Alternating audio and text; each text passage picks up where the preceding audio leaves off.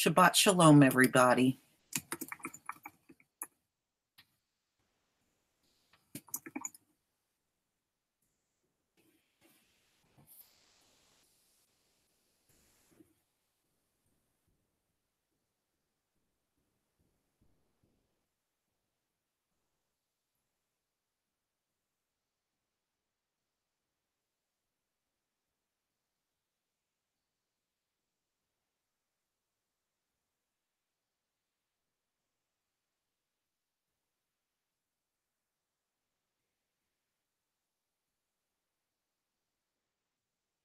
Yes, it was changed until 4:30.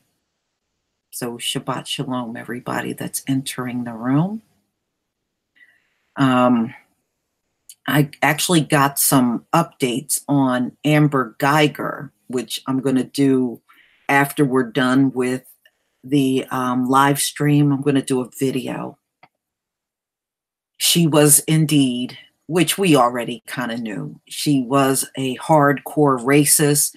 And after the shooting happened, ladies and gentlemen, she tried to scrub her social media page. And she did. She got rid of her Instagram page, her Facebook page. So she tried to scrub herself off of social media. Well, she forgot her Pine Interest account. And it's all this racist stuff all over it. And it made the headlines in the news. So she was indeed a hardcore racist. She had racist things all over her social media. And the dummy forgot one of her social media accounts. And of course, it's everywhere now. So we know who and what Amber Geiger is. Thank you so much, King 757. We know who and what Amber Geiger is. And so, like I said, I'm going to do the update on it. None of us really should be surprised that this woman is a hardcore racist, and it's going to all come out. You know, and I also was hearing reports on how she was complaining. She put in a lot of complaints against Botham, complaining about his music. So I guess he played his music kind of loud, and she went and complained a lot about it. Thank you, Nefertari.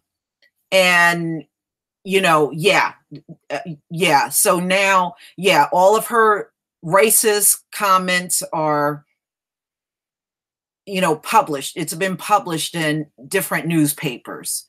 So, like I said, I'm going to get to updating you on the racist stuff they found on Amber Geiger.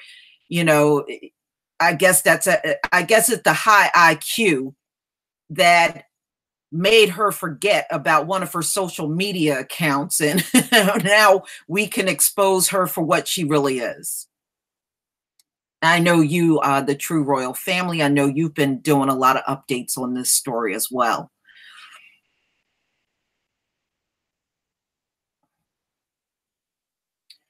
Yeah, you know, unfortunately, you know, Francis, we're not going to get everybody to wake up. We're just not. You know, he was targeted because she was a hardcore racist. You know, she already showed her hand online, and just what she had on social media alone should have gotten her fired from the police department. She should never have been a cop in the first place, not with the stuff she had on social media. And the fact that they allowed her to be on the force, you know, and to be honest with you, I believe they knew that stuff was there. And I would not be surprised if she was advised by them to scrub herself off of social media, and she attempted to do it, but failed to get one account that showed her all of her racism. So, you know, the truth will come out, y'all. It will come out. I have no doubt about it.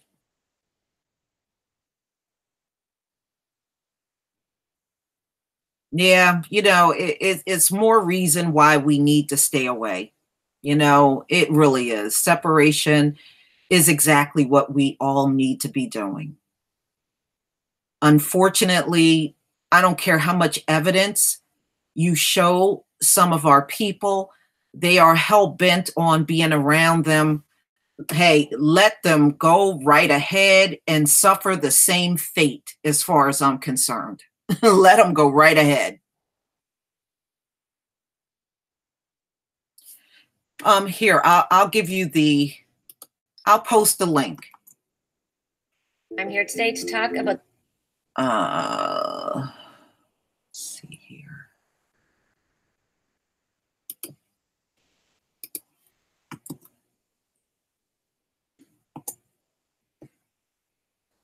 That's the link right there if you want to look at it. But I'm going to do a story on it. But yeah, it was leaked out into the paper because they said when they went to her Facebook and Instagram account, she had already scrubbed them, which, like I said, the police department probably told her to do that. And she did. But she forgot one account. She forgot one account, y'all. So I guess that high IQ was just not good enough to work in her favor when it came down to scrubbing her social media.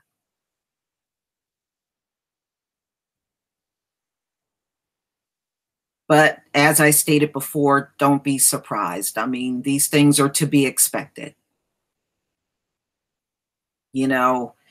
Unfortunately, these are the kind of people that they let on to police forces. And you can now understand why we have never gotten any protection under the law from them. And that was the intent from the beginning, to make sure we got no protection and we would end up being out here as the most vulnerable group in the country, fending for ourselves.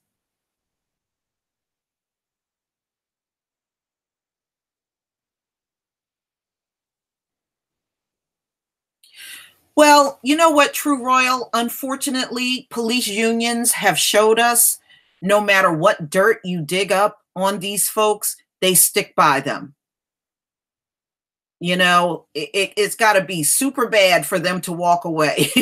and in her case, we know they go above and beyond for white females in this country. They could be as wrong as the day is long, and they will still back them up in their evil.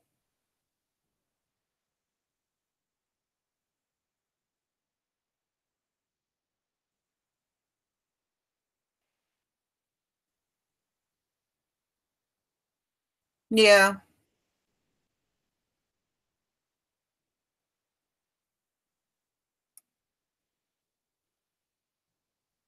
Well, I'm glad Botham's mother didn't go up to the mic talking all that "I forgive you" stuff. I am so grateful she didn't do, because I am sick of our people doing that. Hi, Mimi doll. Shabbat shalom to you. Shabbat shalom to everybody entering the room. I'm just glad that his mother didn't run up to the mic like they did when those 9 people were killed in Charleston, South Carolina, screaming, "I forgive you." It's time for our people to stop all this forgiveness stuff. Forgive each other. That's one thing we have not mastered. We have not mastered forgiving each other.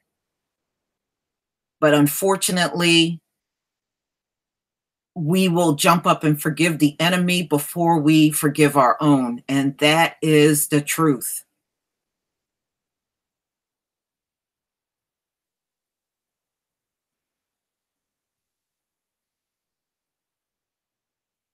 I feel for his mother. Nobody deserves to lose their son at 26 years old. When parents give birth to their children, you think your children are going to outlive you. You never picture burying your own kid. So, I'm not going to be hard on this woman. She's grieving.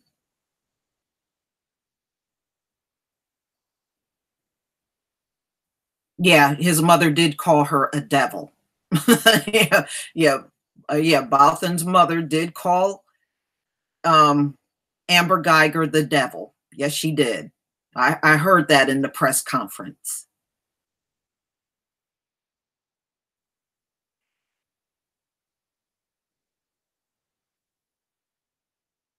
You know, I guess I'm just tired. You know, spiritually, I know we are in full swing as far as this war is concerned, but man, sometimes it just wears you out and you get so tired.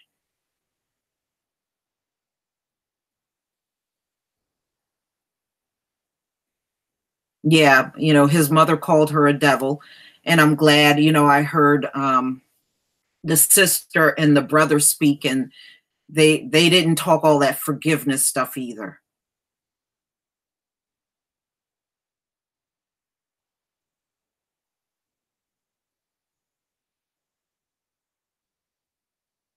Yeah, you know, I mean, these people are strategizing against us around the clock.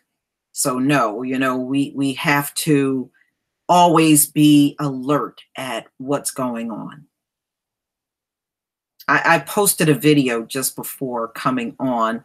Dr. Mumby, who I am her patron, um, showed a T-shirt with the image of the African continent with the word Asia on the bottom. And I had somebody that had the nerve to come in my comment section and say, well, what are you going to do about it? You ain't doing nothing. What do you mean I ain't doing nothing? I brought this story to your attention. You didn't even know about this story until I told you. So, yeah, I did my part. So now, really, the people living in the continent, they are right there with those Asians. They're going to have to get strong enough to push a lot of their politicians out of power. The politicians in Africa are largely responsible for those Asians being there in the first place. This is not a Lisa Cabrera problem. So I don't know what you wrote all that mess to me for. This is an African continent problem. And the fact that they have politicians that are willing to sell that continent to China, that's a problem. That has nothing to do with Lisa Cabrera. So, you know, so don't waste your time writing something like that to me. And that person that wrote it, I just erased you and blocked you. It's a lot of corruption everywhere, unfortunately. As long as this colonizer is top dog in the world, it's going to be corrupt. Remember, when the heathens are running things, the world is grieving. When we get back on top and start running things, the world will be rejoicing.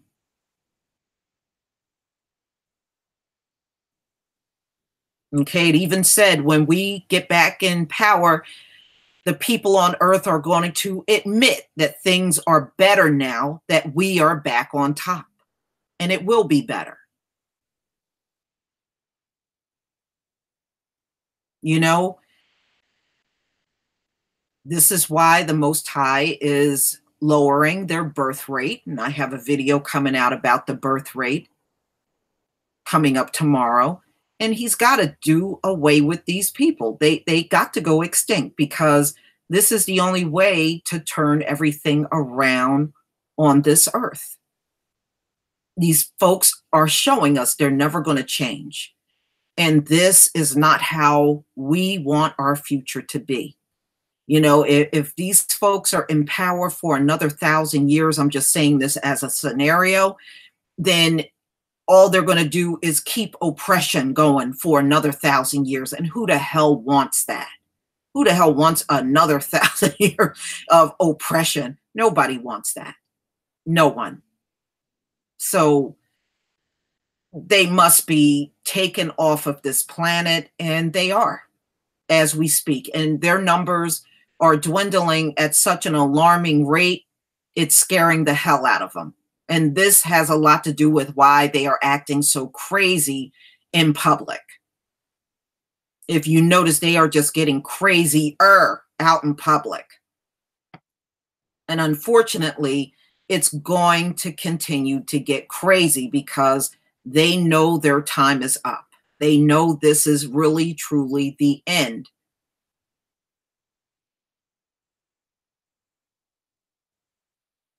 Remember, he is already prophesied. Once they fall, they will never, ever, ever rule this earth again. So this is their last chance at ever being on top and ruling this earth. It will never, ever happen again.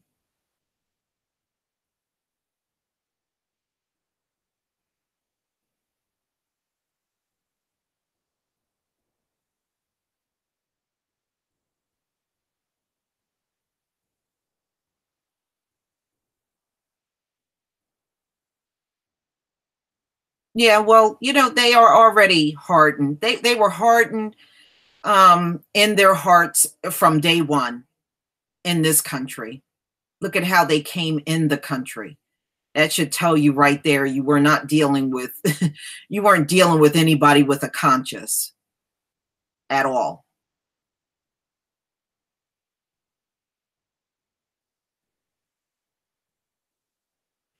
And they're still live streaming the hurricane, which is still going on, by the way. It did not end. It's still going on. It's going to get worse down there because you still got rising water, and that water is not receding. So it's going to get worse. And it's really sad, but this is the reality we're in now.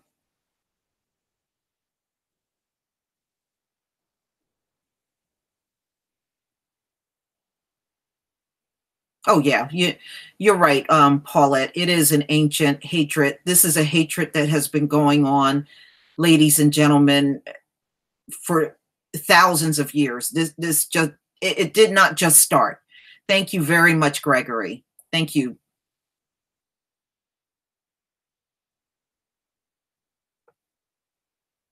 It's very important that we understand atonement. It's a good time for you to repent. And during your atonement, you can also ask the Most High for vengeance. In fact, it'll be the most powerful time for us to do so.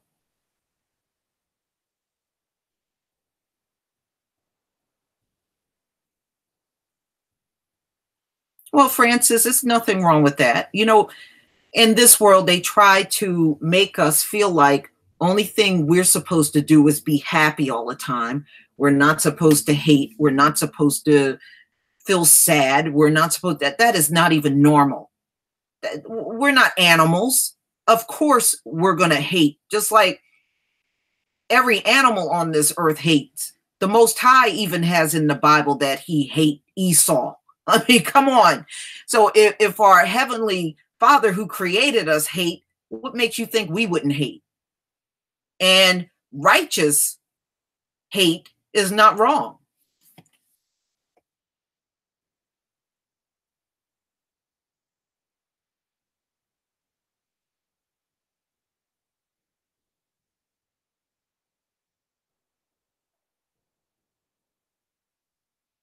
When you fast and you pray, that's a very powerful time.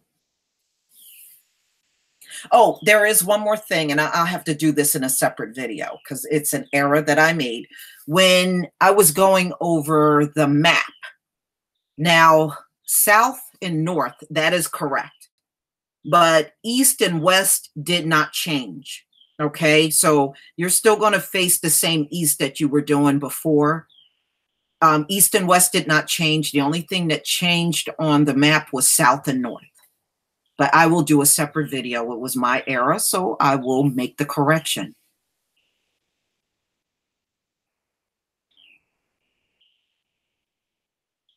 But it is a very important time, this time of the year, for us to atone. And, I'll do another video on that leading up to the time, and that way you can prepare yourself. I will be doing the 24 hours with no food and no water.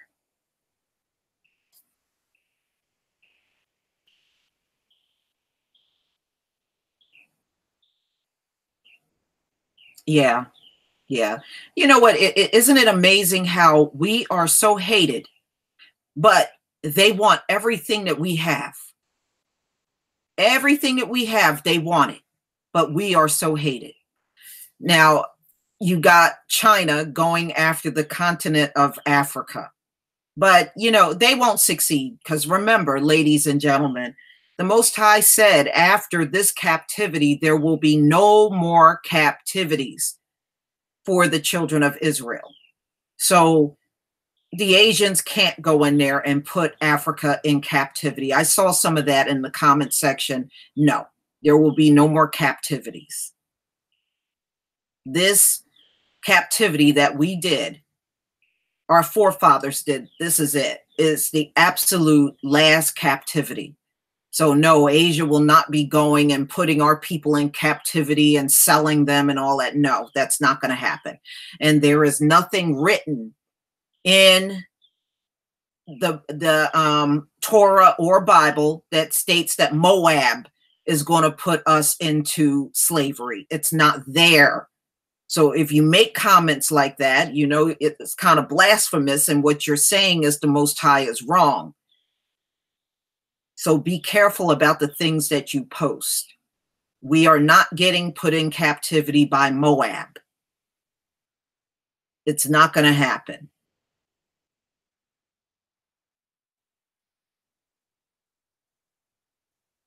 Once the Gentile world is gone, there will be no more captivity of the children of Israel. So, they can talk all that, put us back in slavery and all that. That's just fantasy talk. It's not going to happen.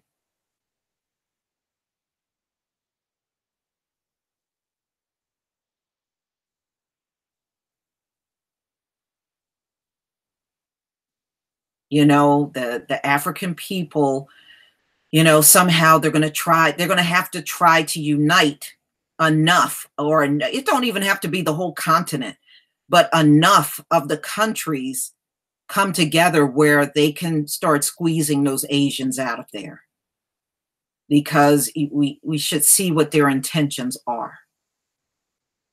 They done screwed up their country. So now, and this is what the colonizer do, just like Europe. They screwed all of that up and they came over here to America.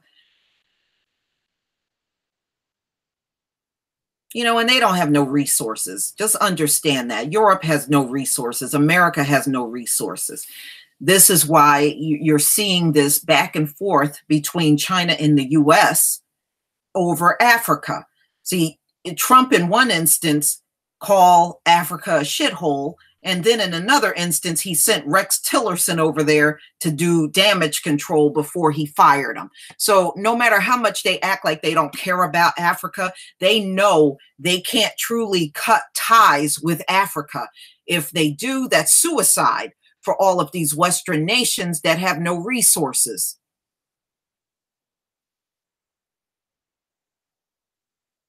Really, technically, Joseph Elliott, the only continent on this planet that counts is Africa.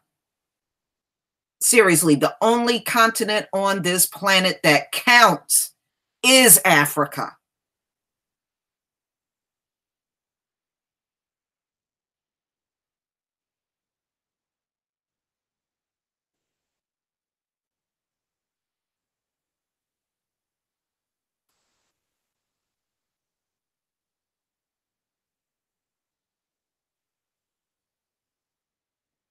Thank you, Anthony. Tuda Rabah to you.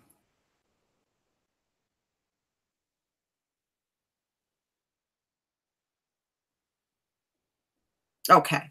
Now, another thing I'm going to bring up, and I know some of y'all don't like when somebody talks about money, but I have right now 30,000, over 30,000 subscribers. And the only thing I had asked for was about 350 patrons. And I have never been able to achieve that. And the only thing I can say to you is I will probably start having to cut back on the number of videos that I do because it takes time adding an intro and then editing a thumbnail. And it takes a lot more time when I'm doing 3 videos on my main channel, and then my 2 channels, I'm doing a video each. So I might have to cut back. Thanks, Rome, 71 Rome.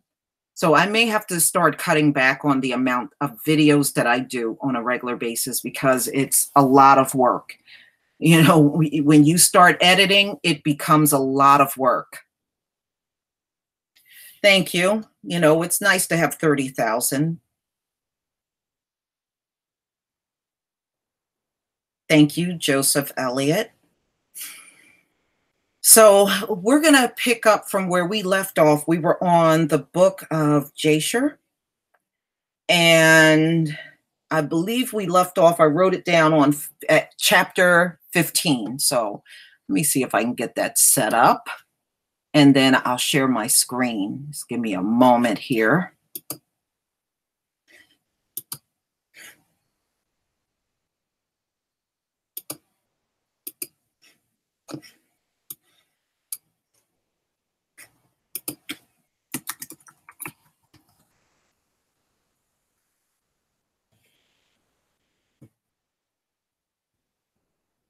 Okay. 4 times.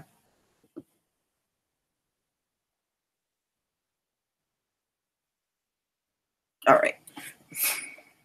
All right. I think we can pick up from where we left off.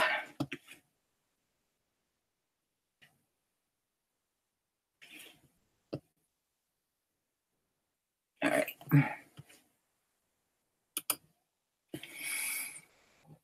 Okay. So we'll pick up from where we left off. And oh, and one more thing I wanted to bring up. I had one person complain about the commercials on my videos. Well, if I had all the patrons I asked for, I can take the commercials off because I wouldn't have to worry about it. But I'm not getting that kind of support. Out of 30,000, I should be able to get 350 patrons, but I don't have that. So until I do, I'm going to have to run the commercials. I mean, plain and simple. I mean, it seems like some people want the best of both worlds, but I can't give you that. I really can't. So, so that's where it stands. I may not do it right away, but eventually I am going to have to cut back. So let's get started with the Book of Jasher. I'm going to go ahead and share my screen.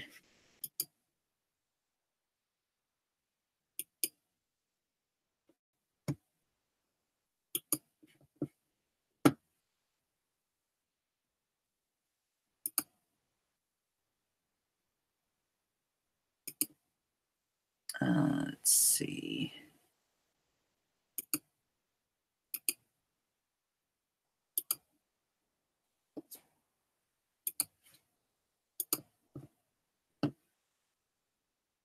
Okay. Times in the year with their wives and children, and all belonging to them, and they rejoiced there with timbrels and dances.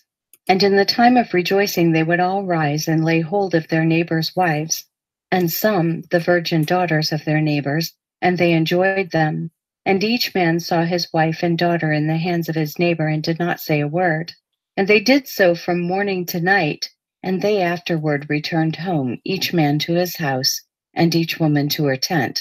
So they always did 4 times in the year.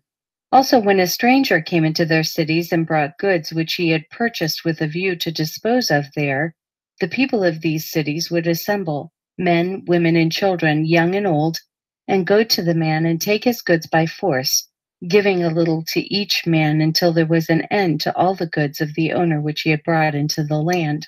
And if the owner of the goods quarreled with them, saying, "What is this work which you have done to me?" then they would approach to him one by one, and each would show him the little which he took, and taunt him, saying, "I only took that little which thou didst give me." And when he heard this from them all, he would arise and go from them in sorrow and bitterness of soul, when they would all arise and go after him, and drive him out of the city with great noise and tumult. And there was a man from the country of Elam who was leisurely going on the road, seated upon his ass, which carried a fine mantle of diverse colors, and the mantle was bound with a cord upon the ass. And the man was on his journey, passing through the street of Sodom, when the sun set in the evening, and he remained there in order to abide during the night, but no one would let him into his house. And at that time there was in Sodom a wicked and mischievous man, one skillful to do evil, and his name was Hadad. And he lifted up his eyes and saw the traveler in the street of the city.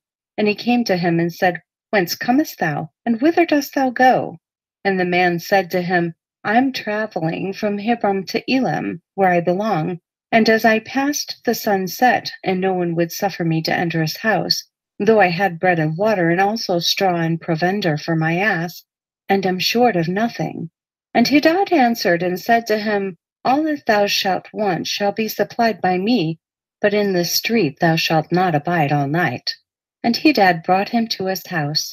And he took off the mantle from the ass with the cord, and brought them to his house. And he gave the ass straw and provender, whilst the traveler ate and drank in Hadad's house, and he abided there that night. And in the morning the traveler rose up early to continue his journey, when Hadad said to him, "Wait, comfort thy heart with a morsel of bread, and then go." And the man did so. And he remained with him, and they both ate and drank together during the day, when the man rose up to go. And Hadad said to him, "Behold, now the day is declining. Thou hadst better remain all night, that thy heart may be comforted." And he pressed him so that he tarried there all night. And on the second day he rose up early to go away, when Hadad pressed him, saying, "Comfort thy heart with a morsel of bread, and then go." And he remained and ate with him also the second day. And then the man rose up to continue his journey. And Hadad said to him, "Behold, now the day is declining. Remain with me to comfort thy heart, and in the morning rise up early and go thy way." And the man would not remain, but rose and saddled his ass. And whilst he was saddling his ass, the wife of Hadad said to her husband, "Behold, this man has remained with us for 2 days, eating and drinking, and he has given us nothing. And now shall he go away from us without giving anything?" And Hadad said to her, "Be silent." And the man saddled his ass to go. And he asked Hadad to give him the cord and mantle, to tie it upon the ass. And Hadad said to him, "What sayest thou?" And he said to him, "That thou, my lord, shalt give me the cord and the mantle made with diverse colors, which thou didst conceal with thee in thy house, to take care of it." And Hadad answered the man, saying, "This is the interpretation of thy dream. The cord which thou didst see means that thy life will be lengthened out like a cord. And having seen the mantle colored with all sorts of colors means that thou shalt have a vineyard in which thou wilt plant trees of all fruits." And the traveler answered, saying, "Not so, my lord, for I was awake when I gave thee the cord, and also a mantle woven with different colors, which thou didst take off the ass and put them by for me." And Hadad answered and said, "Surely I have told thee the interpretation of thy dream, and it is a good dream, and this is the interpretation thereof. Now the sons of men give me 4 pieces of silver, which is my charge for interpreting dreams, and of thee I only require 3 pieces of silver." And the man was provoked at the words of Hadad, and he cried bitterly. And he brought Hadad to Sirach, judge of Sodom. And the man laid his cause before Sirach, the judge, when Hadad replied, saying, "It is not so, but thus the matter stands." And the judge said to the traveler, "This man Hadad telleth thee truth, for he is famed in the cities for the accurate interpretation of dreams." And the man cried at the word of the judge, and he said, "Not so, my lord, For it was in the day that I gave him the cord and mantle which was upon the ass, in order to put them by in his house. And they both disputed before the judge, the one saying thus the matter was, and the other declaring otherwise. And Hadad said to the man, Give me 4 pieces of silver that I charge for my interpretations of dreams. I will not make any allowance. And give me the expense of the 4 meals that thou didst eat in my house. And the man said to Hadad, Truly I will pay thee for what I ate in thy house. Only give me the cord and mantle which thou didst conceal in thy house. And Hadad replied before the judge and said to the man, Did I not tell thee the interpretation of thy dream? The cord means that thy days shall be prolonged like a cord, and the mantle that thou wilt have a vineyard which thou wilt plant all kinds of fruit trees. This is the proper interpretation of thy dream. Now give me the 4 pieces of silver that I require as a compensation, for I will make thee no allowance. And the man cried at the words of Hadad, and they both quarreled before the judge. And the judge gave orders to his servants, who drove them rashly from the house. And they went away quarreling from the judge. When the people of Sodom heard them, and they gathered about them, and they exclaimed against the stranger, and they drove him rashly from the city. And the man continued his journey upon his ass with bitterness of soul, lamenting and weeping. And whilst he was going along, he wept at what had happened to him in the corrupt city of Sodom.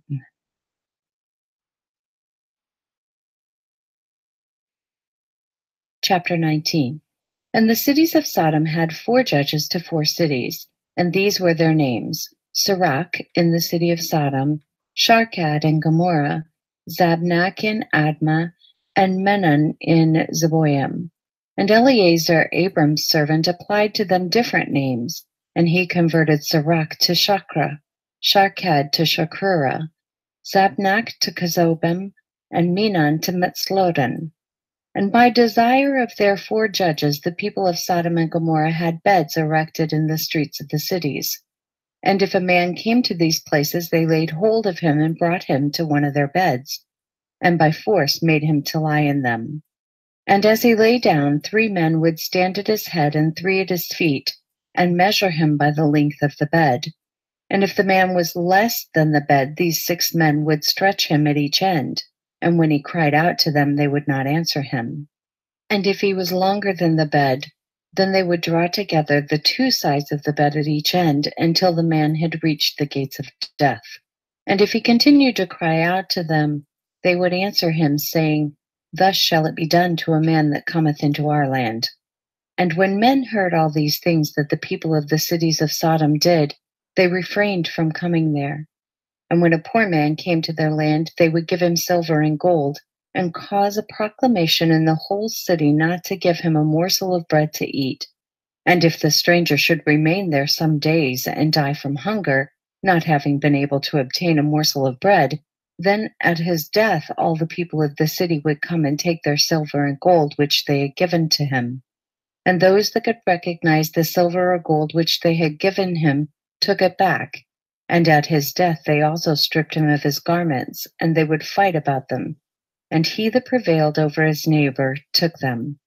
And they would after that carry him and bury him under some of the shrubs in the deserts. So they did all the days to anyone that came to them and died in their land.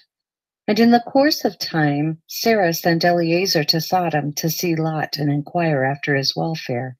And Eleazar went to Sodom, and he met a man of Sodom fighting with a stranger. And the man of Sodom stripped the poor man of all his clothes and went away. And this poor man cried to Eleazar and supplicated his favor on account of what the man of Sodom had done to him. And he said to him, Why dost thou act thus to the poor man who came to thy land?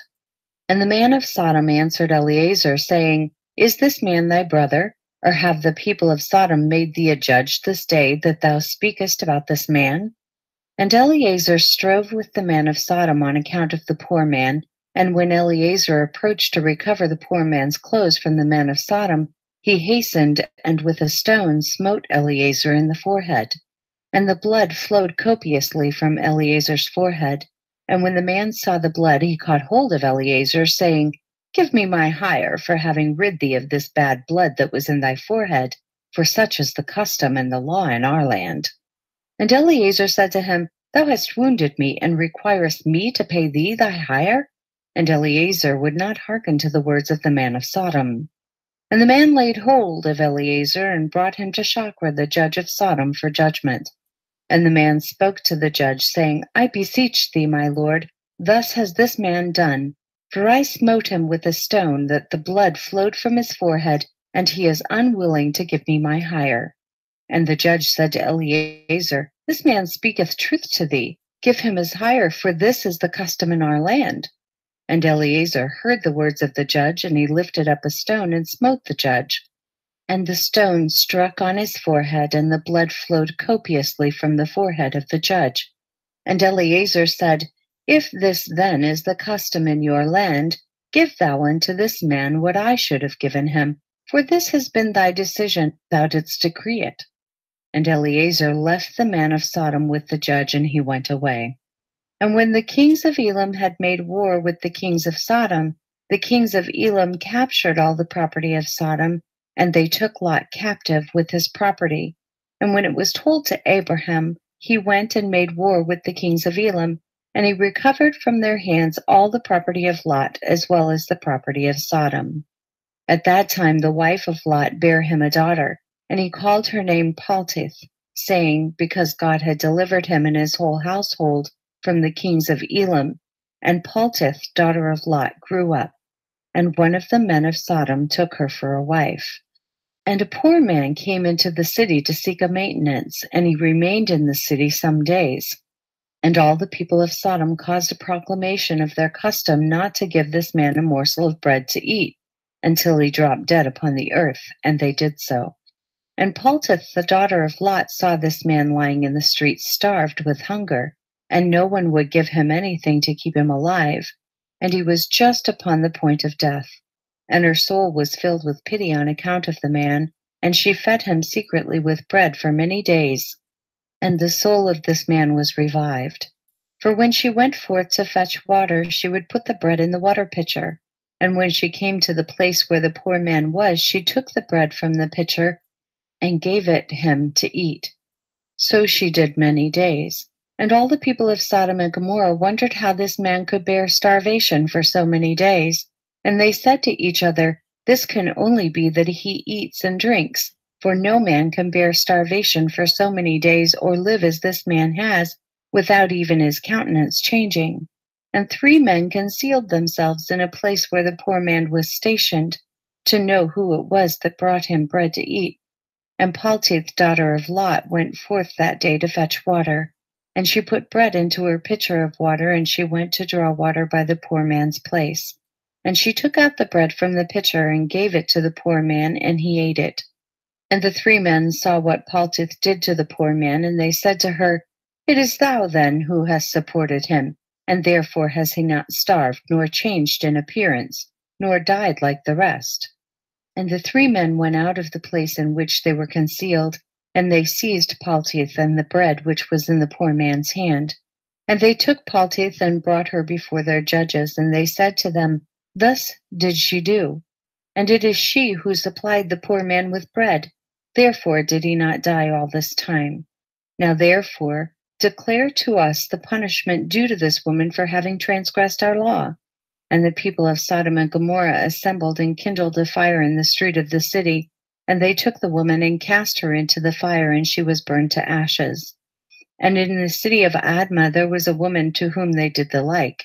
For a traveler came into the city of Admah to abide there all night, with the intention of going home in the morning. And he sat opposite the door of the house of the young woman's father, to remain there, as the sun had set when he had reached that place.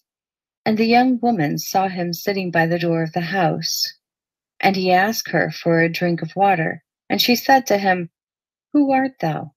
And he said to her, I was this day going on the road, and reached here when the sun set. So I will abide here all night, and in the morning I will arise early and continue my journey. And the young woman went into the house and fetched the man bread and water to eat and drink. And this affair became known to the people of Admah. And they assembled and brought the young woman before the judges, that they should judge her for this act. And the judge said, The judgment of death must pass upon this woman, because she transgressed our law. and this, therefore, is the decision concerning her. And the people of those cities assembled and brought out the young woman and anointed her with honey from head to foot, as the judge had decreed. And they placed her before a swarm of bees which were then in their hives. And the bees flew upon her and stung her that her whole body was swelled. And the young woman cried out on account of the bees, but no one took notice of her or pitied her, and her cries ascended to heaven. And the Lord was provoked at this and at all the works of the cities of Sodom, for they had abundance of food and had tranquility amongst them, and still would not sustain the poor and the needy. And in those days their evil doings and sins became great before the Lord. And the Lord sent for two of the angels that had come to Abraham's house to destroy Sodom and its cities. And the angels rose up from the door of Abraham's tent after they had eaten and drunk, and they reached Sodom in the evening. And Lot was then sitting in the gate of Sodom. And when he saw them, he rose to meet them, and he bowed down to the ground. And he pressed them greatly and brought them into his house, and he gave them victuals which they ate, and they abided all night in his house. And the angel said to Lot, Arise, go forth from this place, thou and all belonging to thee, lest thou be consumed in the iniquity of this city, for the Lord will destroy this place. And the angels laid hold upon the hand of Lot, and upon the hand of his wife, and upon the hands of his children, and all belonging to him. And they brought him forth, and set him without the cities. And they said to Lot, Escape for thy life. And he fled, and all belonging to him.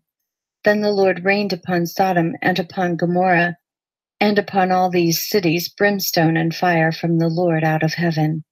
And he overthrew these cities, and all the plain, and all the inhabitants of the cities, and that which grew upon the ground. And Adu, the wife of Lot, looked back to see the destruction of the cities, for her compassion was moved on account of her daughters who remained in Sodom, for they did not go with her. And when she looked back, she became a pillar of salt, and it is yet in that place unto this day. And the oxen which stood in that place daily licked up the salt to the extremities of their feet, and in the morning it would spring forth afresh, and they again licked it up unto this day. And Lot and two of his daughters that remained with him fled and escaped to the cave of Adullam, and they remained there for some time. And Abraham rose up early in the morning to see what had been done to the cities of Sodom.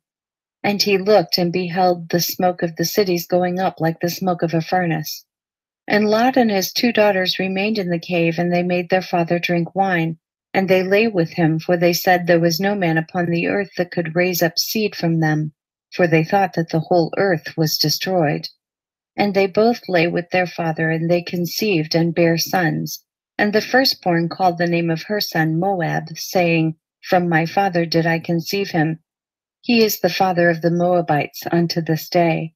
And the younger also called her son Ben-Ammi. He is the father of the children of Ammon unto this day. And after this, Lot and his two daughters went away from there, and he dwelt on the other side of the Jordan with his two daughters and their sons. And the sons of Lot grew up, and they went and took themselves wives from the land of Canaan, and they begat children, and they were fruitful and multiplied.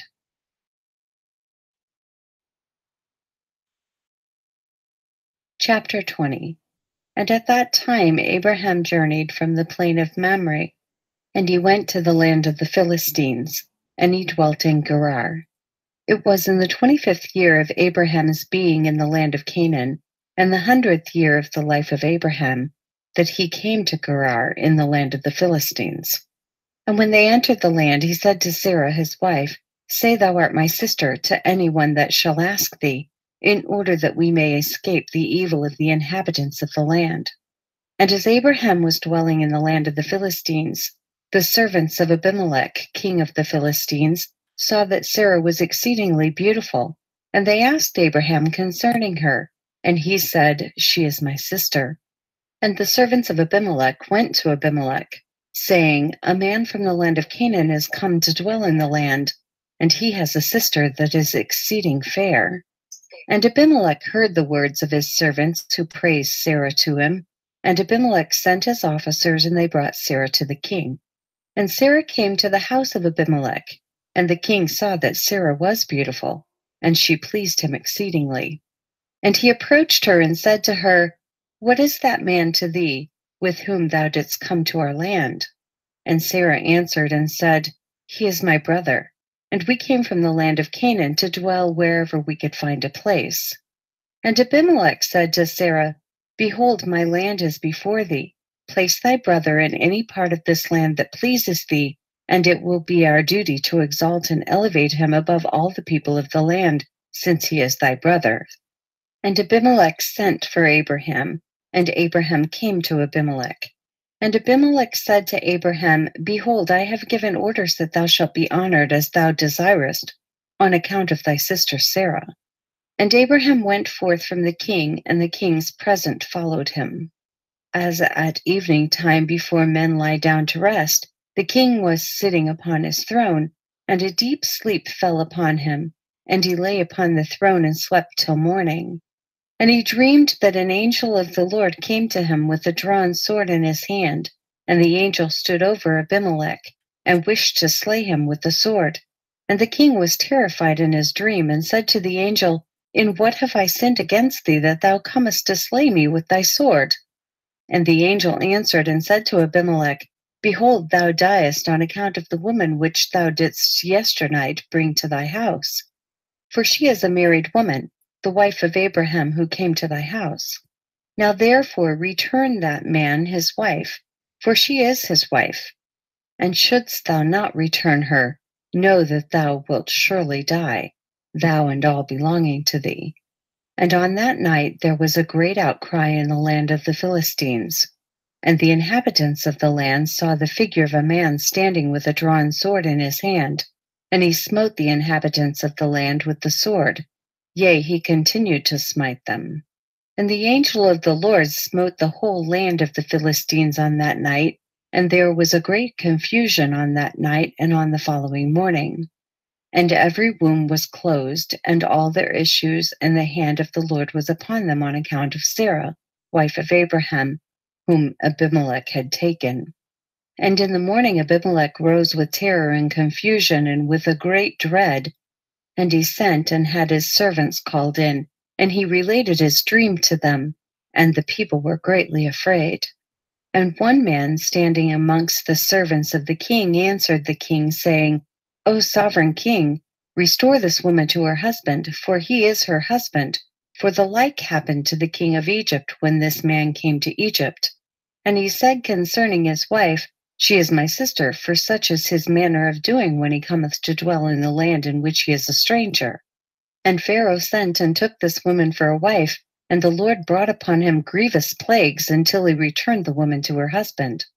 Now therefore, O sovereign king, know what happened yesternight to the whole land, for there was a very great consternation, and great pain and lamentation, and we know that this was on account of the woman which thou didst take. Now therefore restore this woman to her husband, lest it should befall us as it did to Pharaoh king of Egypt and his subjects, and that we may not die. And Abimelech hastened and called and had Sarah called for, and she came before him, and he had Abraham called for, and he came before him.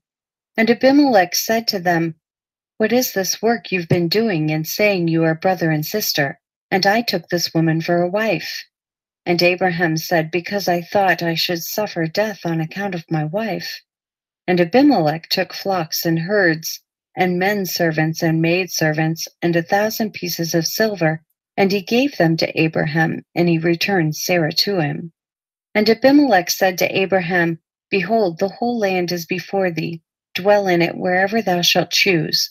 And Abraham and Sarah his wife went forth from the king's presence with honor and respect, and they dwelt in the land, even in Gerar.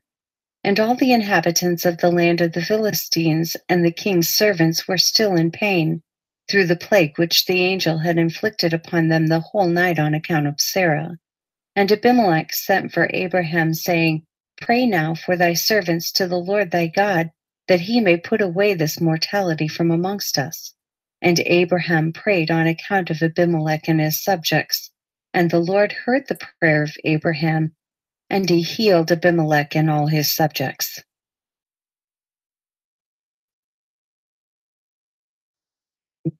Chapter 21.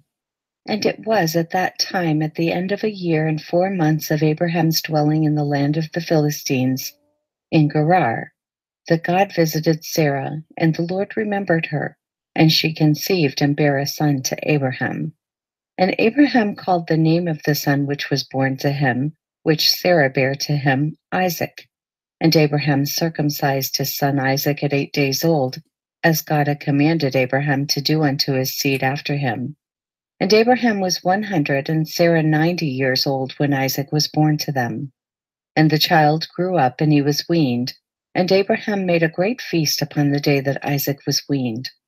And Shem and Eber and all the great people of the land, and Abimelech, king of the Philistines, and his servants, and Phicol, the captain of his host, came to eat and drink and rejoice at the feast which Abraham made upon the day of his son Isaac's being weaned. Also Terah, the father of Abraham, and Nahor his brother came from Haran, they and all belonging to them, for they greatly rejoiced on hearing that a son had been born to Sarah. And they came to Abraham, and they ate and drank at the feast which Abraham made upon the day of Isaac's being weaned. And Terah and Nahor rejoiced with Abraham, and they remained with him many days in the land of the Philistines. At that time Serug the son of Ru died, in the first year of the birth of Isaac son of Abraham. And all the days of Serug were 239 years, and he died. And Ishmael the son of Abraham was grown up in those days. He was 14 years old when Sarah bare Isaac to Abraham. And God was with Ishmael the son of Abraham, and he grew up. And he learned the use of the bow, and became an archer. And when Isaac was 5 years old, he was sitting with Ishmael at the door of the tent. And Ishmael came to Isaac and seated himself opposite to him. And he took the bow and drew it, and put the arrow in it, and intended to slay Isaac.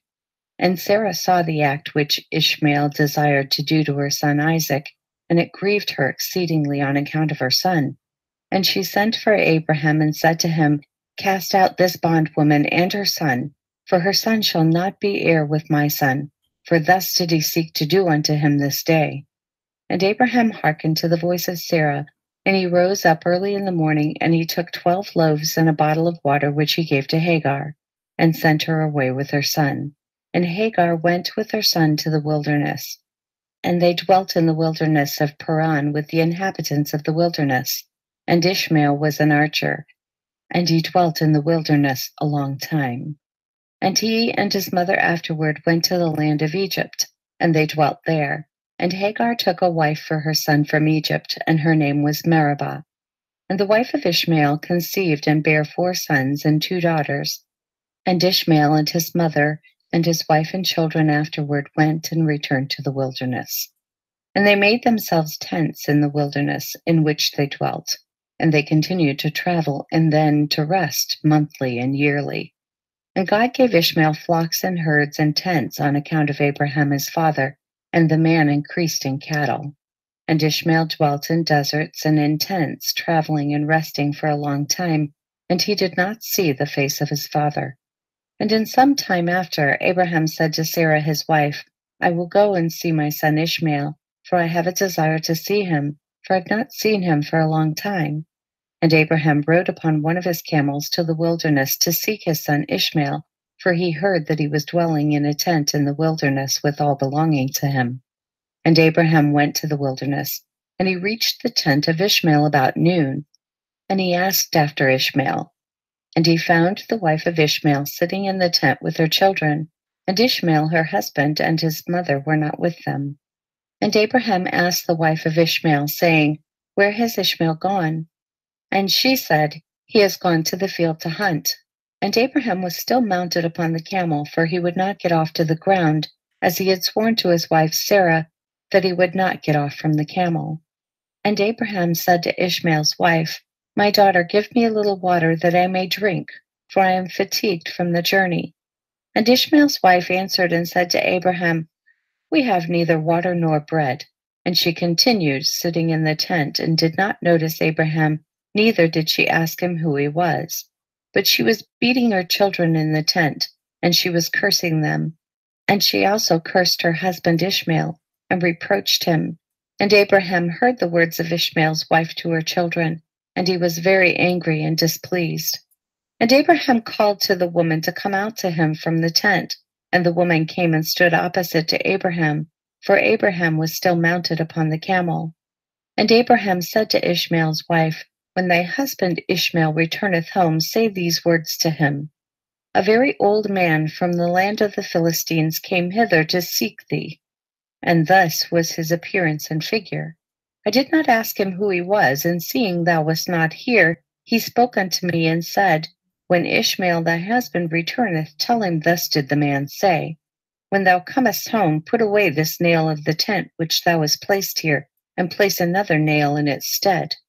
And Abraham finished his instructions to the woman, and he returned and went off on the camel homeward. And after that Ishmael came from the chase, he and his mother, and returned to the tent, and his wife spoke these words to him. A very old man from the land of the Philistines came to seek thee, and thus was his appearance and figure.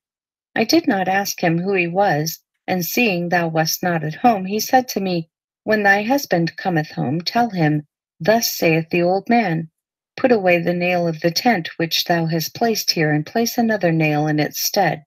And Ishmael heard the words of his wife, and he knew that it was his father, and that his wife did not honor him. And Ishmael understood his father's words that he had spoken to his wife. And Ishmael hearkened to the voice of his father. And Ishmael cast off that woman, and she went away. And Ishmael afterward went to the land of Canaan, and he took another wife, and he brought her to his tent, to the place where he then dwelt. And at the end of 3 years Abraham said, I will go again and see Ishmael my son, for I have not seen him for a long time.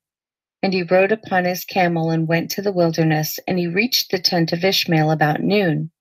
And he asked after Ishmael, and his wife came out of the tent, and she said, He is not here, my lord, for he has gone to hunt in the fields, and to feed the camels. And the woman said to Abraham, Turn in, my lord, into the tent, and eat a morsel of bread, for thy soul must be wearied on account of the journey. And Abraham said to her, I will not stop, for I am in haste to continue my journey, but give me a little water to drink, for I have thirst. And the woman hastened and ran into the tent, and she brought out water and bread to Abraham, which she placed before him, and she urged him to eat. And he ate and drank, and his heart was comforted, and he blessed his son Ishmael.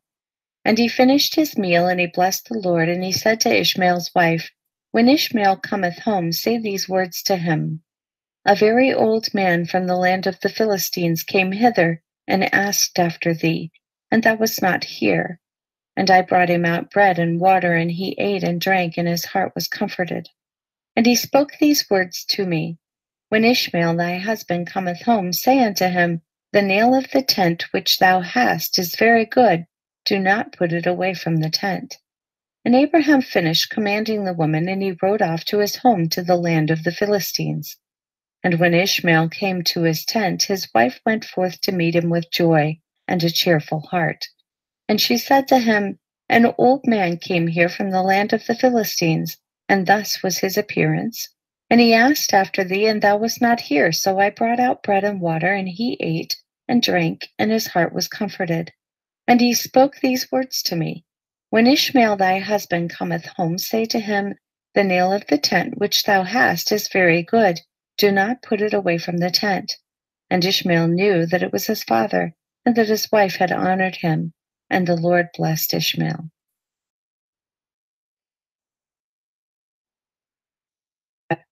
Chapter 22. And Ishmael then rose up and took his wife and his children, and his cattle and all belonging to him, and he journeyed from there, and he went to his father in the land of the Philistines. And Abraham related to Ishmael his son the transaction with the first wife that Ishmael took, according to what she did. And Ishmael and his children dwelt with Abraham many days in that land. And Abraham dwelt in the land of the Philistines a long time. And the days increased and reached 26 years, and after that Abraham with his servants and all belonging to him went from the land of the Philistines, and removed to a great distance. And they came near to Hebron, and they remained there, and the servants of Abraham dug wells of water, And Abraham and all belonging to him dwelt by the water. And the servants of Abimelech, king of the Philistines, heard the report that Abraham's servants had dug wells of water in the borders of the land. And they came and quarreled with the servants of Abraham, and they robbed him of the great well which they had dug. And Abimelech, king of the Philistines, heard of this affair, and he, with Phicol, the captain of his host, and 20 of his men, came to Abraham. And Abimelech spoke to Abraham concerning his servants. And Abraham rebuked Abimelech concerning the well of which his servants had robbed him. And Abimelech said to Abraham, As the Lord liveth, who created the whole earth, I did not hear of the act which my servants did unto thy servants until this day.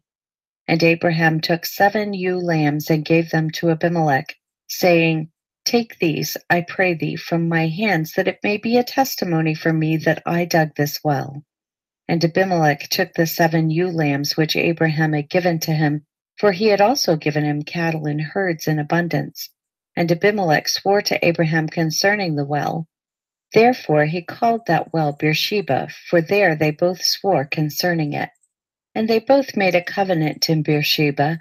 And Abimelech rose up with Phicol, the captain of his host, and all his men, and they returned to the land of the Philistines.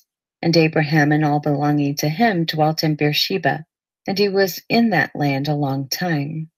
And Abraham planted a large grove in Beersheba, and he made to it 4 gates facing the 4 sides of the earth, and he planted a vineyard in it, so that if a traveler came to Abraham, he entered any gate which was in his road, and remained there, and ate and drank, and satisfied himself, and then departed.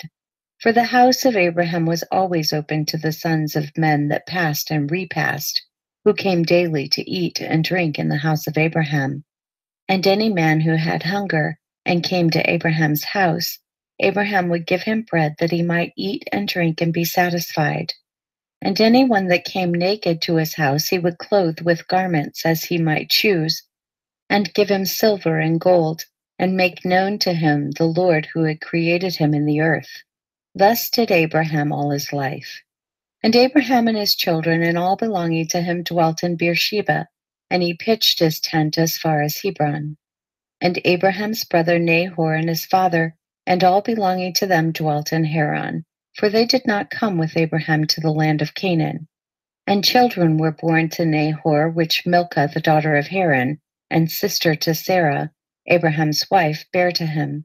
And these are the names of those that were born to him: Uz, Buz, Kemuel, Kesed, Chazo, Pildash, Tidlaph, and Bethuel, being 8 sons. These are the children of Milcah which she bare to Nahor, Abraham's brother. And Nahor had a concubine, and her name was Rumah. And she also bare to Nahor Zebach, Gashas, Tashas, and Maachah, being 4 sons. And the children that were born to Nahor were 12 sons besides his daughters, and they also had children born to them in Haran. And the children of Uz, the firstborn of Nahor, were Abi, Chereph, Gedin, Milos, and Deborah their sister. And the sons of Buz were Barachel, Namath, Shiva, and Madanu. And the sons of Kemuel were Aram and Rechab. And the sons of Kesed were Anamelech, Meshai, Benan, and Yiphi. And the sons of Chazo were Pildash, Mechai, and Ophir. And the sons of Pildash were Arud, Chamam, Mered, and Malach. And the sons of Yidlaph were Mushan, Kushan, and Mutzi. And the children of Bethuel were Sakhar, Laban, and their sister Rebekah. These are the families of the children of Nahor that were born to them in Haran. And Aram, the son of Kemuel, and Rechab his brother, went away from Haran, and they found a valley in the land by the river Euphrates. And they built a city there, and they called the name of the city after the name of Pethor, the son of Aram, that is, Aram Naharaim, unto this day. And the children of Kesed also went to dwell where they could find a place. And they went, and they found a valley opposite to the land of Shinar, and they dwelt there. And they there built themselves a city, and they called the name of the city Kesed. after the name of their father. That is the land of Casdim unto this day. And the Casdim dwelt in that land, and they were fruitful and multiplied exceedingly. And Terah, father of Nahor and Abraham, went and took another wife in his old age, and her name was Pelilah. And she conceived and bare him a son, and he called his name Zobah. And Terah lived 25 years after he begot Zobah. And Terah died in that year that was in the 35th year of the birth of Isaac, son of Abraham. And the days of Terah were 205 years, and he was buried in Haran. And Zobah, the son of Terah, lived 30 years, and he begot Aram, Achlis, and Merik. And Aram, son of Zobah, son of Terah, had 3 wives, and he begot 12 sons and 3 daughters. And the Lord gave to Aram, the son of Zobah, riches and possessions, and abundance of cattle, and flocks and herds, and the man increased greatly.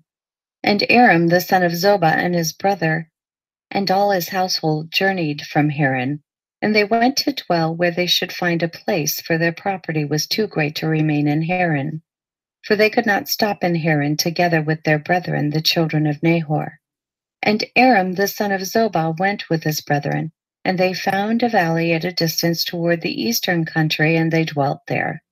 And they also built a city there, and they called the name thereof Aram, after the name of their eldest brother, that is Aram Zobah to this day. And Isaac the son of Abraham was growing up in those days, and Abraham his father taught him the way of the Lord, to know the Lord, and the Lord was with him. And when Isaac was 37 years old, Ishmael his brother was going about with him in the tent.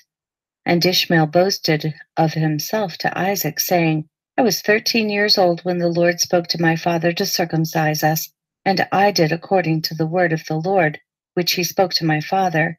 And I gave my soul unto the Lord, and I did not transgress his word which he commanded my father. And Isaac answered Ishmael, saying, Why dost thou boast to me about this? About a little bit of thy flesh, which thou didst take from thy body, concerning which the Lord commanded thee. As the Lord liveth, the God of my father Abraham, if the Lord should say unto my father, Take now thy son Isaac, and bring him up an offering before me, I would not refrain, but I would joyfully accede to it. And the Lord heard the word that Isaac spoke to Ishmael, and it seemed good in the sight of the Lord, and he thought to try Abraham in this matter. And the day arrived when the sons of God came and placed themselves before the Lord, and Satan also came with the sons of God before the Lord.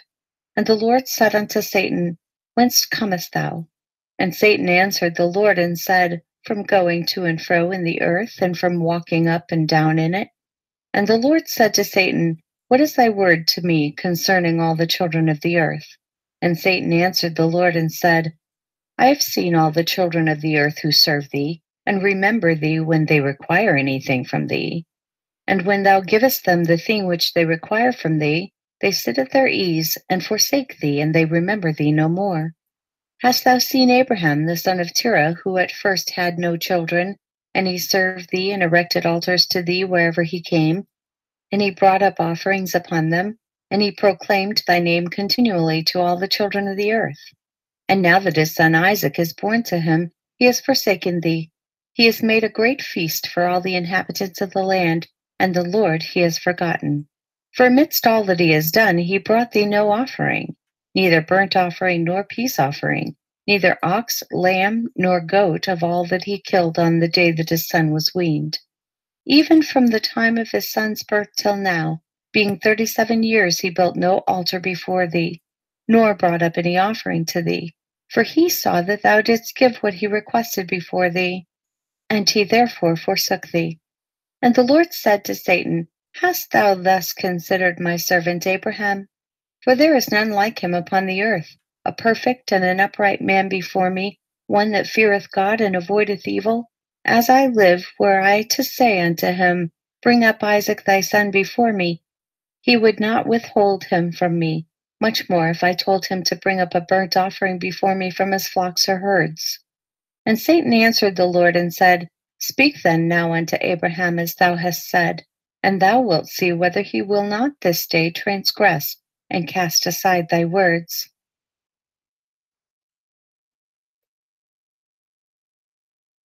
Chapter 23. At that time the word of the Lord came to Abraham, and he said unto him, Abraham. And he said, Here I am. And he said to him, Take now thy son, thine only son, whom thou lovest, even Isaac, and go to the land of Moriah, and offer him there for a burnt offering upon the mountains which shall be shown to thee. For there wilt thou see a cloud and the glory of the Lord. And Abraham said within himself, How shall I separate my son Isaac from Sarah his mother, in order to bring him up for a burnt offering before the Lord? And Abraham came into the tent, and he sat before Sarah his wife, and he spoke these words to her. My son Isaac is grown up, and he has not for some time studied the service of his God. Now tomorrow I will go and bring him to Shem, and Eber his son, and there he will learn the ways of the Lord, for they will teach him to know the Lord, as well as to know that when he prayeth continually before the Lord, he will answer him. Therefore there he will know the way of serving the Lord his God. And Sarah said, Thou hast spoken well. Go, my lord, and do unto him as thou hast said. But remove him not at a great distance from me, neither let him remain there too long, for my soul is bound within his soul.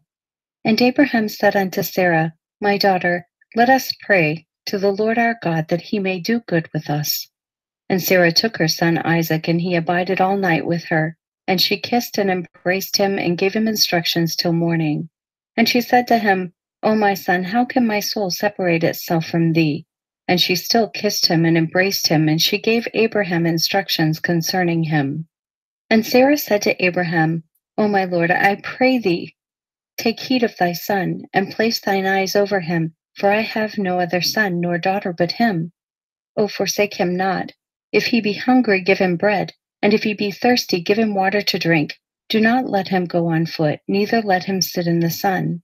Neither let him go by himself in the road, neither force him from whatever he may desire, but do unto him as he may say to thee. And Sarah wept bitterly the whole night on account of Isaac, and she gave him instructions till morning. And in the morning Sarah selected a very fine and beautiful garment from those garments which she had in the house that Abimelech had given to her. And she dressed Isaac her son therewith, and she put a turban upon his head, and she enclosed a precious stone in the top of the turban. And she gave them provision for the road, and they went forth.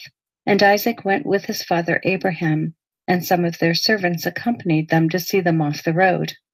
And Sarah went out with them, and she accompanied them upon the road to see them off. And they said to her, Return to the tent.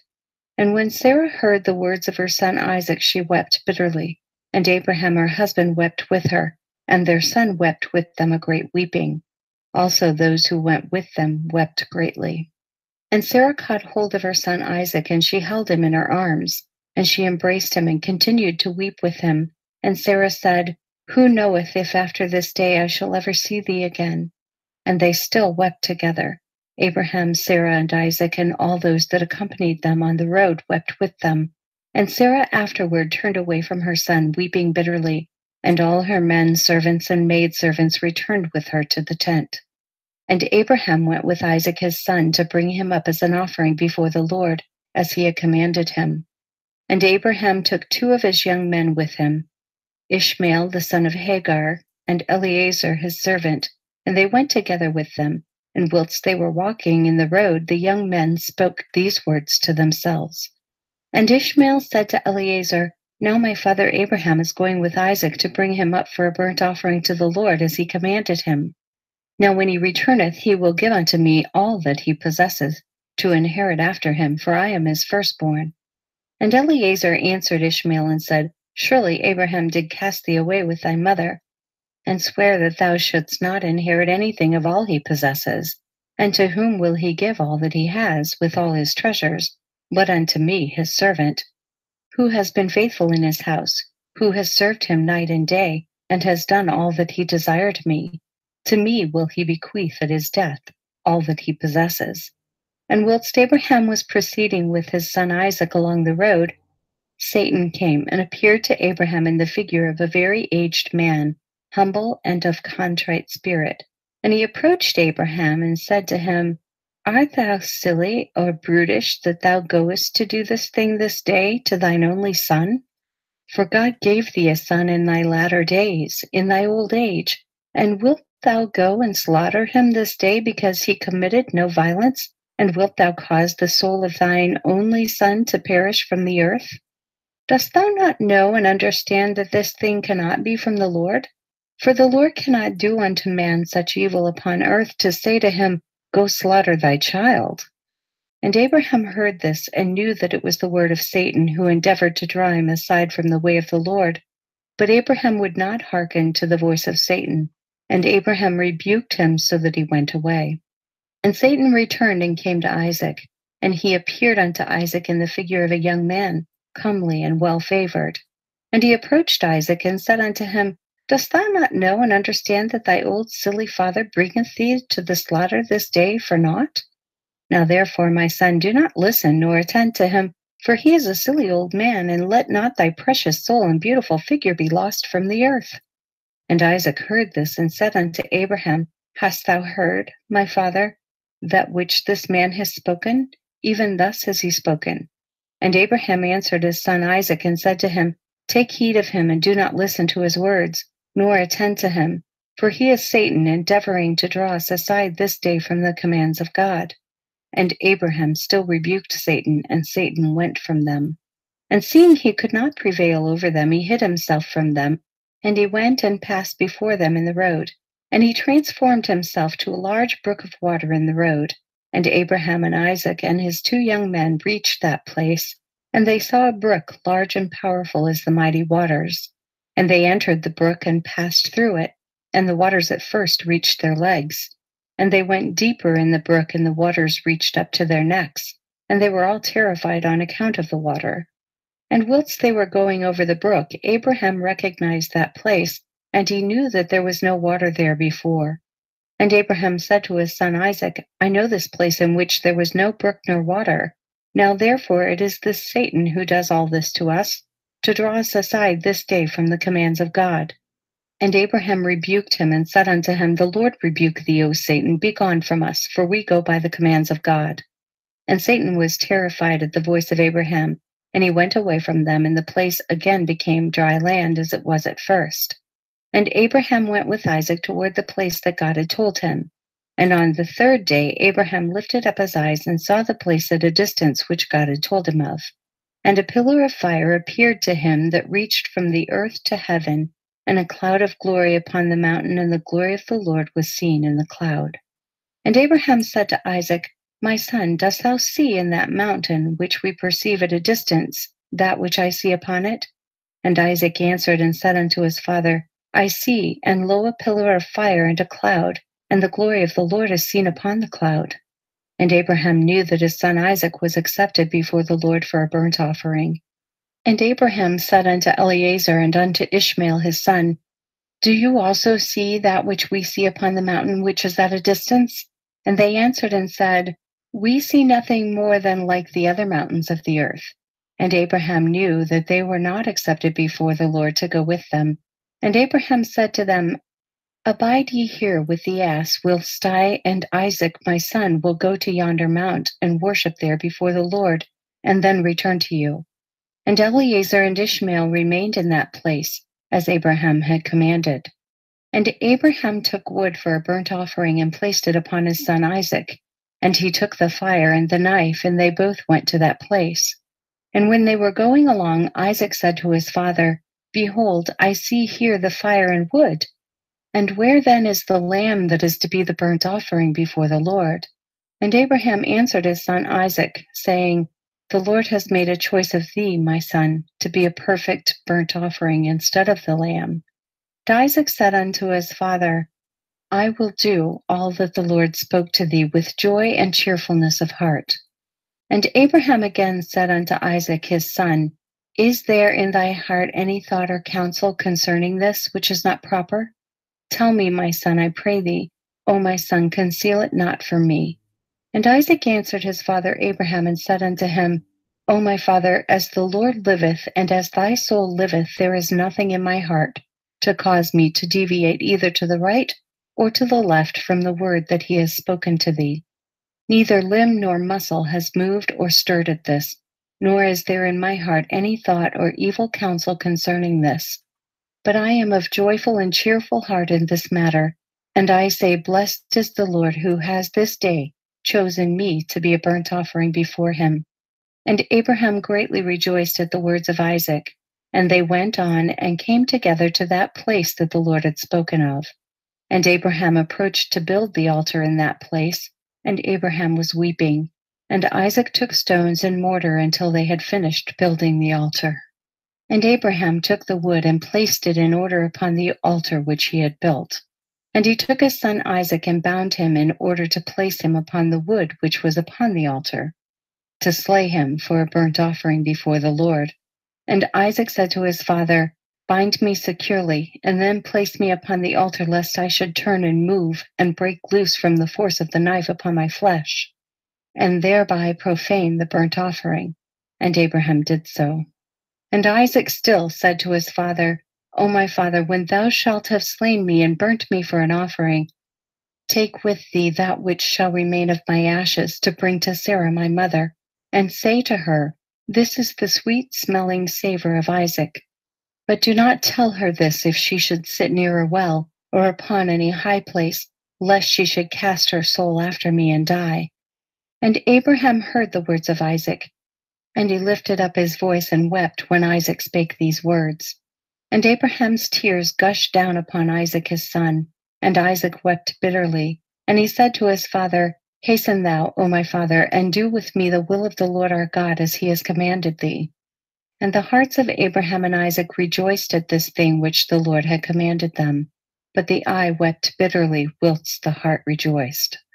And Abraham bound his son Isaac and placed him on the altar upon the wood. And Isaac stretched forth his neck upon the altar before his father. And Abraham stretched forth his hand to take the knife to slay his son as a burnt offering before the Lord. At that time the angels of mercy came before the Lord and spake to him concerning Isaac, saying, O Lord, thou art a merciful and compassionate king over all that thou hast created in heaven and in earth, and thou supportest them all. Give therefore ransom and redemption instead of thy servant Isaac, and pity and have compassion upon Abraham and upon Isaac his son, who are this day performing thy commands. Hast thou seen, O Lord, how Isaac the son of Abraham thy servant is bound down to the slaughter like an animal? Now therefore let thy pity be roused for them, O Lord. At that time the Lord appeared unto Abraham and called to him from heaven and said unto him, lay not thine hand upon the lad, neither do thou anything unto him. For now I know that thou fearest God in performing this act, and in not withholding thy son, thine only son, from me. And Abraham lifted up his eyes and saw, and behold, a ram was caught in a thicket by his horns. That was the ram which the Lord God had created in the earth in the day that he made earth and heaven. For the Lord had prepared this ram from that day to be a burnt offering instead of Isaac. And this ram was advancing to Abraham when Satan caught hold of him and entangled his horns in the thicket, that he might not advance to Abraham, in order that Abraham might slay his son. And Abraham, seeing the ram advancing to him and Satan withholding him, fetched him and brought him before the altar. And he loosened his son Isaac from his binding, and he put the ram in his stead. And Abraham killed the ram upon the altar, and brought it up as an offering in the place of his son Isaac. And Abraham sprinkled some of the blood of the ram upon the altar, and he exclaimed and said, this is in the place of my son, and may this be considered this day as the blood of my son before the Lord. And all that Abraham did on this occasion by the altar, he would exclaim and say, this is in the room of my son, and may it this day be considered before the Lord in the place of my son. And Abraham finished the whole of the service by the altar, and the service was accepted before the Lord, and was accounted as if it had been Isaac. And the Lord blessed Abraham and his seed on that day. And Satan went to Sarah, and he appeared to her in the figure of an old man, very humble and meek. And Abraham was yet engaged in the burnt offering before the Lord. And he said to her, dost thou not know all the work that Abraham has made with thine only son this day? For he took Isaac and built an altar and killed him, and brought him up as a sacrifice upon the altar. And Isaac cried and wept before his father, but he looked not at him, neither did he have compassion over him. And Satan repeated these words, and he went away from her. And Sarah heard all the words of Satan. and she imagined him to be an old man from amongst the sons of men who had been with her son, and had come and told her these things. And Sarah lifted up her voice and wept and cried out bitterly on account of her son. And she threw herself upon the ground, and she cast dust upon her head, and she said, O my son, Isaac, my son, oh that I had this day died instead of thee. And she continued to weep, and said, It grieves me for thee, O my son Isaac, oh that I had died this day in thy stead. And she still continued to weep, and said, It grieves me for thee, after that I have reared thee, and have brought thee up. Now my joy is turned into mourning over thee. I that had a longing for thee, and cried and prayed to God till I bare thee at 90 years old. And now hast thou served this day for the knife and the fire to be made an offering. But I console myself with thee, my son, in its being the word of the Lord, for thou didst perform the command of thy God. For who can transgress the word of our God, in whose hands is the soul of every living creature? Thou art just, O Lord our God, for all thy works are good and righteous. For I also am rejoiced with thy word which thou didst command, and whilst mine eye weepeth bitterly, my heart rejoiceth. And Sarah laid her head upon the bosom of one of her handmaids, and she became as still as a stone. She afterward rose up and went about making inquiries till she came to Hebron. And she inquired of all those whom she met walking in the road, and no one could tell her what had happened to her son. And she came with her maidservants and men servants to Kiriath Arba, which is Hebron. And she asked concerning her son. And she remained there whilst she sent some of her servants to seek where Abraham had gone with Isaac. They went to seek him in the house of Shem and Eber, and they could not find him. And they sought throughout the land, and he was not there.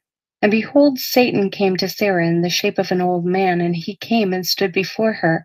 And he said unto her, I spoke falsely unto thee, for Abraham did not kill his son, and he is not dead.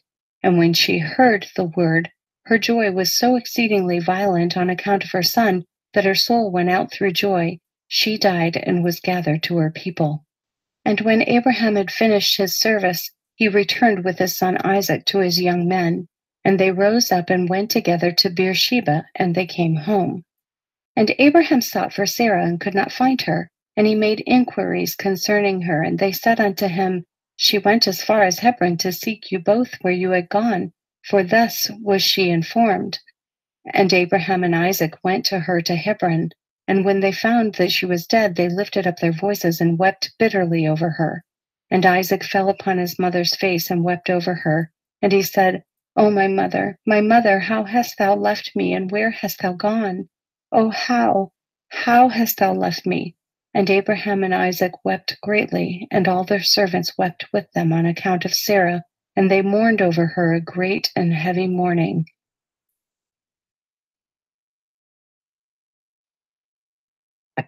Chapter 24. And the life of Sarah was 127 years, and Sarah died. And Abraham rose up from before his dead to seek a burial place to bury his wife Sarah. And he went and spoke to the children of Heth, the inhabitants of the land, saying, I am a stranger and a sojourner with you in your land. Give me a possession of a burial place in your land, that I may bury my dead from before me. And the children of Heth said unto Abraham, Behold, the land is before thee. In the choice of our sepulchres bury thy dead, for no man shall withhold thee from burying thy dead. And Abraham said unto them, If you are agreeable to this, go and entreat for me to Ephron, the son of Zochar, requesting that he may give me the cave of Machpelah, which is in the end of his field, and I will purchase it of him for whatever he desire for it. And Ephraim dwelt among the children of Heth, and they went and called for him, and he came before Abraham. And Ephraim said unto Abraham, Behold, all thou requirest thy servant will do. And Abraham said, No, but I will buy the cave and the field which thou hast for value, in order that it may be for a possession of a burial place forever. And Ephraim answered and said, Behold, the field and the cave are before thee. Give whatever thou desirest. And Abraham said, Only at full value will I buy it from thy hand, and from the hands of those that go in at the gate of thy city, and from the hand of thy seed forever. And Ephron and all his brethren heard this. And Abraham weighed to Ephron 400 shekels of silver in the hands of Ephron and in the hands of all his brethren. And Abraham wrote this transaction, and he wrote it and testified it with 4 witnesses. And these are the names of the witnesses: Amagal, son of Abishna, the Hittite; Adakoram, son of Ashanok, the Hivite; Abdon, son of Akram, the Gomerite; Bagdil, son of Abudish, the Zidonite. And Abraham took the book of the purchase and placed it in his treasures. And these are the words that Abraham wrote in the book, namely, that the cave in the field Abraham bought from Ephron the Hittite, and from his seed, and from those that go out of his city, and from their seed forever, are to be a purchase to Abraham, and to his seed, and to those that go forth from his loins, for a possession of a burial place forever. And he put a signet to it and testified it with witnesses. And the field and the cave that was in it, and all that place were made sure unto Abraham, and unto his seed after him, from the children of Heth. Behold, it is before Mamre in Hebron, which is in the land of Canaan. And after this Abraham buried his wife Sarah there, and that place and all its boundary became to Abraham and unto his seed for a possession of a burial place. And Abraham buried Sarah with pomp, as observed at the interment of kings, and she was buried in very fine and beautiful garments. And at her bier was Shem, his sons Eber and Abimelech, together with Anar, Ashcol, and Mamre, and all the grandees of the land followed her bier. And the days of Sarah were 127 years, and she died. And Abraham made a great and heavy mourning, and he performed the rites of mourning for 7 days. And all the inhabitants of the land comforted Abraham and Isaac his son on account of Sarah. And when the days of their mourning passed by, Abraham sent away his son Isaac, and he went to the house of Shem and Eber to learn the ways of the Lord and his instructions. And Abraham remained there 3 years. At that time Abraham rose up with all his servants, and they went and returned homeward to Beersheba. And Abraham and all his servants remained in Beersheba. And at the revolution of the year, Abimelech, the king of the Philistines, died in that year. He was 193 years old at his death. And Abraham went with his people to the land of the Philistines, and they comforted the whole household and all his servants. And he then turned and went home. And it was after the death of Abimelech that the people of Gerar took Ben-Malek his son, and he was only 12 years old, and they made him king in the place of his father. And they called his name Abimelech, after the name of his father, for thus was it their custom to do in Gerar. And Abimelech reigned instead of Abimelech, his father, and he sat upon his throne.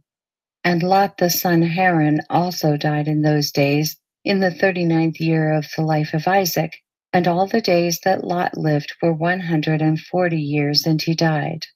And these are the children of Lot that were born to him by his daughters. The name of the firstborn was Moab, and the name of the second was Ben-Ammi. And the 2 sons of Lot went and took themselves wives from the land of Canaan, and they bare children to them. And the children of Moab were Ed, Maon, Tarsus, and Canville, 4 sons. These are the fathers to the children of Moab unto this day. And all the families of the children of Lot went to dwell wherever they should light upon, for they were fruitful and increased abundantly. And they went and built themselves cities in the land where they dwelt, and they called the names of their cities which they built after their own names. And Nahor the son of Terah, brother to Abraham, died in those days in the 40th year of the life of Isaac. And all the days of Nahor were 172 years, and he died and was buried in Haran. And when Abraham heard that his brother was dead, he grieved sadly, and he mourned over his brother many days.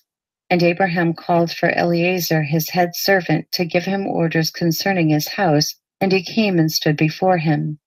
And Abraham said to him, Behold, I am old. I do not know the day of my death, for I am advanced in days. Now therefore rise up, go forth, and do not take a wife for my son from this place and from this land, from the daughters of the Canaanites amongst whom we dwell, but go to my land and to my birthplace, and take from thence a wife for my son, And the Lord God of heaven and earth, who took me from my father's house and brought me to this place, and said unto me, To thy seed will I give this land for an inheritance forever, he will send his angel before thee and prosper thy way, that thou mayest obtain a wife for my son from my family and from my father's house. And the servant answered his master Abraham and said, Behold, I go to thy birthplace and to thy father's house, and take a wife for thy son from there. But if the woman be not willing to follow me to this land, shall I take thy son back to the land of thy birthplace? And Abraham said unto him, Take heed that thou bring not my son hither again, for the Lord before whom I have walked, he will send his angel before thee and prosper thy way. And Eliezer did as Abraham ordered him. And Eliezer swore unto Abraham his master upon this matter.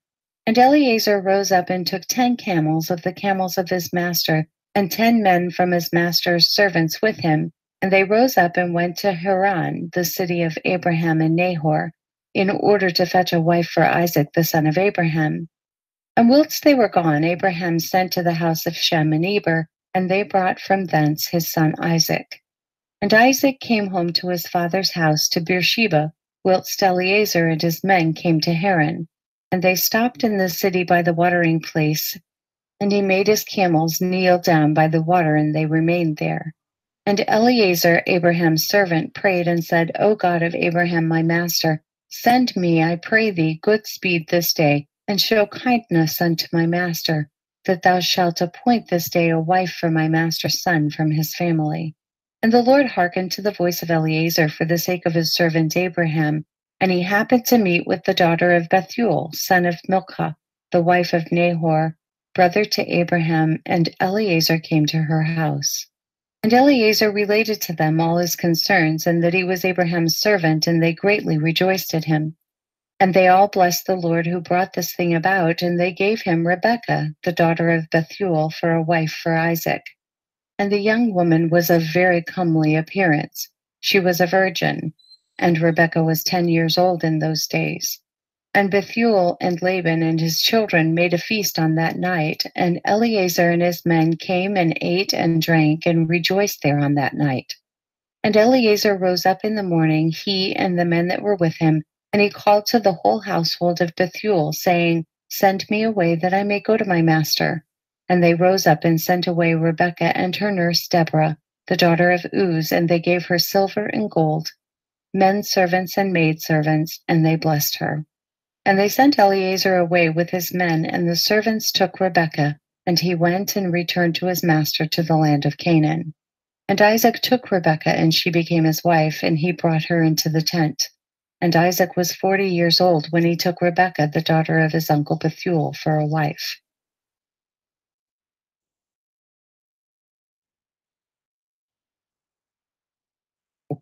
Chapter 25. And it was at that time that Abraham again took a wife in his old age, and her name was Keturah from the land of Canaan. And she bare unto him Zimrah, Jokshan, Medan, Midian, Yishbak, and Shuach, being 6 sons. And the children of Zemran were Abihan, Molich, and Merim. And the sons of Yokshan were Sheba and Dedan. And the sons of Medan were Amida, Joab, Gochi, Elisha, and Nothach. And the sons of Midian were Ephah, Epher, Chanok, Abida, and Eldah. And the sons of Yishbak were Makiro, Boyodua, and Tater. And the sons of Shuach were Bildad, Mamdad, Munan, and Meban. All these are the families of the children of Keturah, the Canaanitish woman, which she bare unto Abraham the Hebrew. And Abraham sent all these away, and he gave them gifts, and they went away from his son Isaac to dwell wherever they should find a place. And all these went to the mountain at the east, and they built themselves 6 cities in which they dwelt unto this day. But the children of Sheba and Dedan, children of Yokshan with their children, did not dwell with their brethren in their cities, and they journeyed and encamped in the countries and wildernesses unto this day. And the children of Midian, son of Abraham, went to the east of the land of Cush, and they there found a large valley in the eastern country, And they remained there and built a city, and they dwelt therein. That is the land of Midian unto this day. And Midian dwelt in the city which he built, he and his 5 sons, and all belonging to him. And these are the names of the sons of Midian according to their names in their cities: Ephah, Epher, Chanok, Abida, and Eldah. And the sons of Ephah were Methach, Mishar, Avi, and Zanuah. And the sons of Epher were Ephron, Zur, Eliron, and Medan. And the sons of Chanok were Ruel, Rechem, Azi, Elioshub, and Alad. And the sons of Abida were Chur, Melud, Karui, Mokri. And the sons of Eldah were Miker, and Reba, and Melchiah, and Gabal. These are the names of the Midianites according to their families. And afterward the families of Midian spread throughout the land of Midian. And these are the generations of Ishmael the son of Abraham, whom Hagar, Sarah's handmaid, bare unto Abraham. And Ishmael took a wife from the land of Egypt, and her name was Reba. The same is Meribah. And Reba bare unto Ishmael Nebaioth, Kedar, Adbeel, Mibsam, and their sister Bosmath. And Ishmael cast away his wife Reba, and she went from him and returned to Egypt to the house of her father, and she dwelt there, for she had been very bad in the sight of Ishmael, and in the sight of his father Abraham. And Ishmael afterward took a wife from the land of Canaan, and her name was Malkuth. And she bare unto him Nishma, Duma, Masa, Shaddad, Tima, Yeter, Naphish, and Kedma. These are the sons of Ishmael, and these are their names, being 12 princes according to their nations. And the families of Ishmael afterward spread forth, and Ishmael took his children and all the property that he had gained, together with the souls of his household, and all belonging to him, and they went to dwell where they should find a place. And they went and dwelt near the wilderness of Paran, and their dwelling was from Havilah unto Shur, that is before Egypt, as thou comest toward Assyria. And Ishmael and his sons dwelt in the land, and they had children born to them, and they were fruitful and increased abundantly. And these are the names of the sons of Nebaioth, the firstborn of Ishmael: Mend, Send, and Man. And the sons of Kedar were Elayan, Kizem, Shamad, and Eli. And the sons of Adbeel were Chamad and Jabin. And the sons of Mibsam were Obadiah, Abedmelech, and Eush. These are the families of the children of Reba, the wife of Ishmael. And the sons of Mishma, the son of Ishmael, were Shammua, Zachariah, and Obed. And the sons of Duma were Kazed, Eli, Machmad, and Ahmed. And the sons of Masa were Milan, Mula, and Ibadidan. And the sons of Chedad were Azar, Minzar, and Abedmelech. And the sons of Tema were Seir, Sadon, and Yakol. And the sons of Yeter were Merith, Yaish, Alro, and Pakoth. And the sons of Maphish were Ebed Tamed, Abiasaph, and Mir. And the sons of Kedma were Kalib, Takti, and Omer. These were the children of Malkuth, the wife of Ishmael, according to their families. All these are the families of Ishmael according to their generations, and they dwelt in those lands wherein they had built themselves cities unto this day.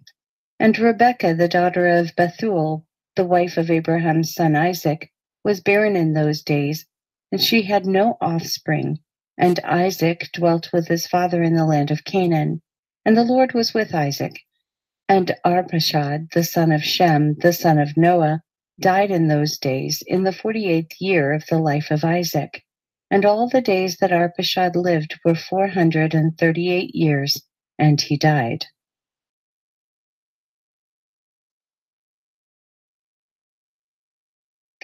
Chapter 26. And in the 59th year of the life of Isaac, the son of Abraham, Rebekah his wife was still barren in those days. And Rebekah said unto Isaac, Truly I have heard, my lord, that thy mother Sarah was barren in her days until my lord Abraham, thy father, prayed for her, and she conceived by him. Now therefore stand up, pray thou also to God, and he will hear thy prayer and remember us through his mercies. And Isaac answered his wife Rebekah, saying, Abraham has already prayed for me to God to multiply his seed. Now therefore this barrenness must proceed to us from thee. And Rebekah said unto him, But arise now thou also, and pray that the Lord may hear thy prayer and grant me children. And Isaac hearkened to the words of his wife. And Isaac and his wife rose up and went to the land of Moriah to pray there and to seek the Lord. And when they had reached that place, Isaac stood up and prayed to the Lord on account of his wife, because she was barren. And Isaac said, O Lord God of heaven and earth, whose goodness and mercies fill the earth, thou who didst take my father from his father's house and from his birthplace, and didst bring him unto this land, and didst say unto him, To thy seed will I give the land, and thou didst promise him, and didst declare unto him, I will multiply thy seed as the stars of heaven, and as the sand of the sea. Now may thy words be verified, which thou didst speak unto my father. For thou art the Lord our God, our eyes are toward thee to give us seed of men, as thou didst promise us. For thou art the Lord our God, and our eyes are directed toward thee only. And the Lord heard the prayer of Isaac the son of Abraham, and the Lord was entreated of him, and Rebekah his wife conceived. And in about 7 months after the children struggled together within her, and it pained her greatly that she was wearied on account of them. And she said to all the women who were then in the land, Did such a thing happen to you as it has to me? And they said unto her, No. And she said unto them, Why am I alone in this amongst all the women that were upon earth? And she went to the land of Moriah to seek the Lord on account of this. And she went to Shem and Eber his son to make inquiries of them in this matter, and that they should seek the Lord in this thing respecting her. And she also asked Abraham to seek and inquire of the Lord about all that had befallen her. And they all inquired of the Lord concerning this matter, and they brought her word from the Lord and told her, 2 children are in thy womb, and 2 nations shall rise from them, and one nation shall be stronger than the other, and the greater shall serve the younger. And when her days to be delivered were completed, she knelt down, and behold, there were twins in her womb, as the Lord had spoken to her. And the first came out red all over like a hairy garment, and all the people of the land called his name Esau, saying that this one was made complete from the womb. And after that came his brother, and his hand took hold of Esau's heel. Therefore they called his name Jacob. And Isaac the son of Abraham was 60 years old when he begat them.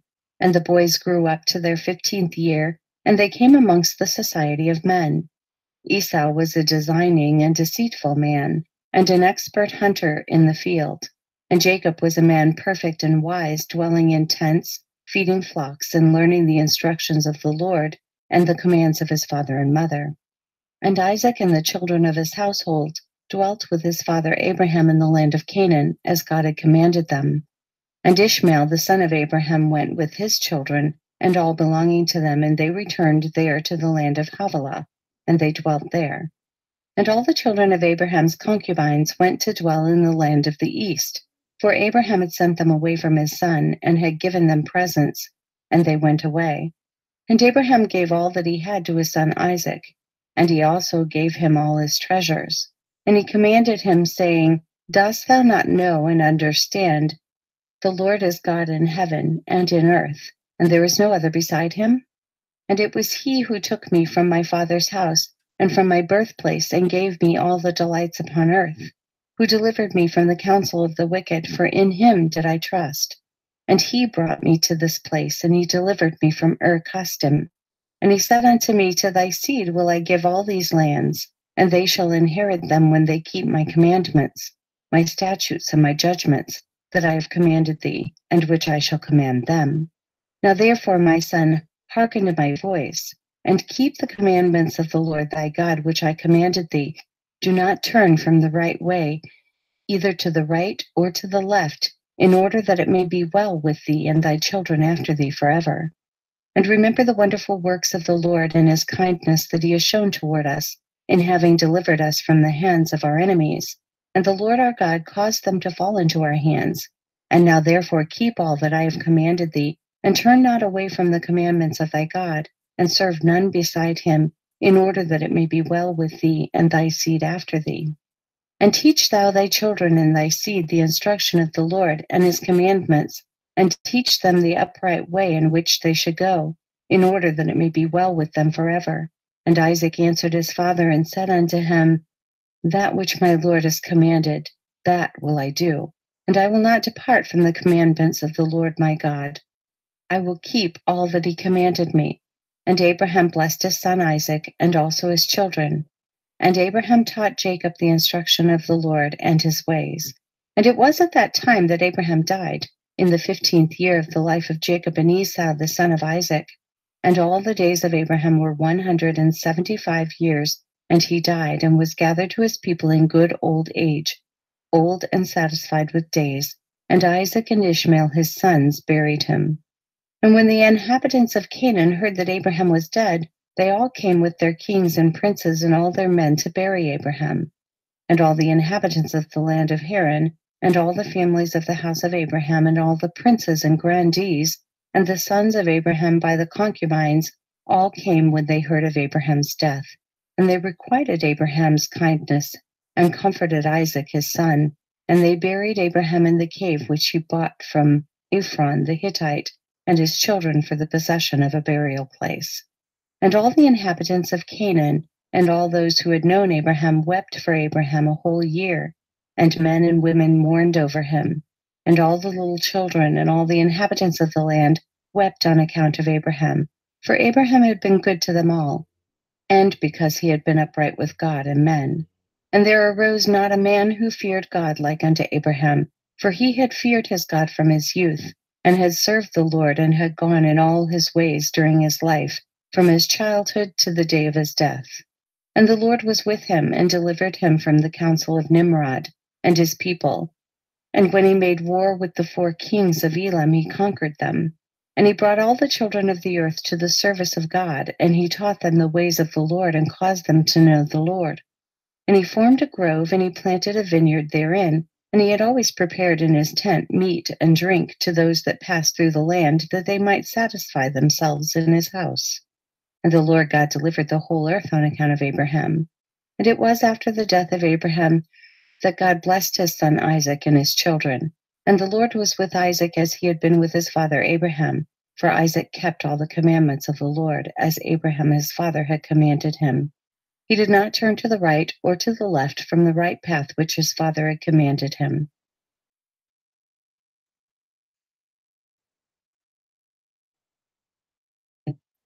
Chapter 27. And Esau at that time, after the death of Abraham, frequently went into the field to hunt.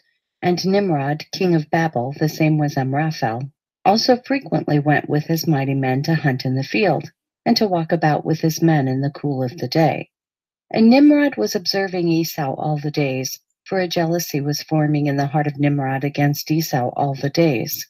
And on a certain day, Esau went into the field to hunt, and he found Nimrod walking in the wilderness with his 2 men. And all his mighty men and his people were with him in the wilderness, but they removed at a distance from him, and they went from him in different directions to hunt. And Esau concealed himself for Nimrod, and he lurked for him in the wilderness. And Nimrod and his men that were with him did not know him, and Nimrod and his men frequently walked about in the field at the cool of the day, and to know where his men were hunting in the field. And Nimrod and 2 of his men that were with him came to the place where they were, when Esau started suddenly from his lurking place, and drew his sword, and hastened and ran to Nimrod, and cut off his head.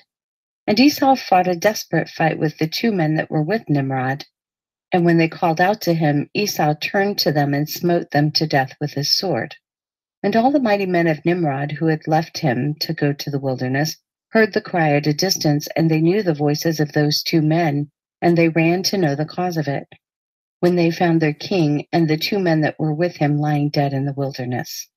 And when Esau saw the mighty men of Nimrod coming at a distance, he fled, and thereby escaped. And Esau took the valuable garments of Nimrod, which Nimrod's father had bequeathed to Nimrod, and with which Nimrod prevailed over the whole land, and he ran and concealed them in his house. And Esau took those garments and ran into the city on account of Nimrod's men, and he came unto his father's house wearied and exhausted from fight. And he was ready to die through grief when he approached his brother Jacob and sat before him. And he said unto his brother Jacob, Behold, I shall die this day, and wherefore then do I want the birthright? And Jacob acted wisely with Esau in this matter, and Esau sold his birthright to Jacob, for it was so brought about by the Lord. And Esau's portion in the cave of the field of Machpelah, which Abraham had bought from the children of Heth for the possession of a burial ground, Esau also sold to Jacob. And Jacob bought all this from his brother Esau for value given. And Jacob wrote the whole of this in a book, and he testified the same with witnesses, and he sealed it, and the book remained in the hands of Jacob. And when Nimrod, the son of Cush, died, his men lifted him up and brought him in consternation and buried him in his city. And all the days that Nimrod lived were 215 years, and he died. And the days that Nimrod reigned upon the people of the land were 185 years, and Nimrod died by the sword of Esau in shame and contempt. And the seed of Abraham caused his death, as he had seen in his dream. And at the death of Nimrod, his kingdom became divided into many divisions, and all those parts that Nimrod reigned over were restored to the respective kings of the land, who recovered them after the death of Nimrod. And all the people of the house of Nimrod were for a long time enslaved to all the other kings of the land.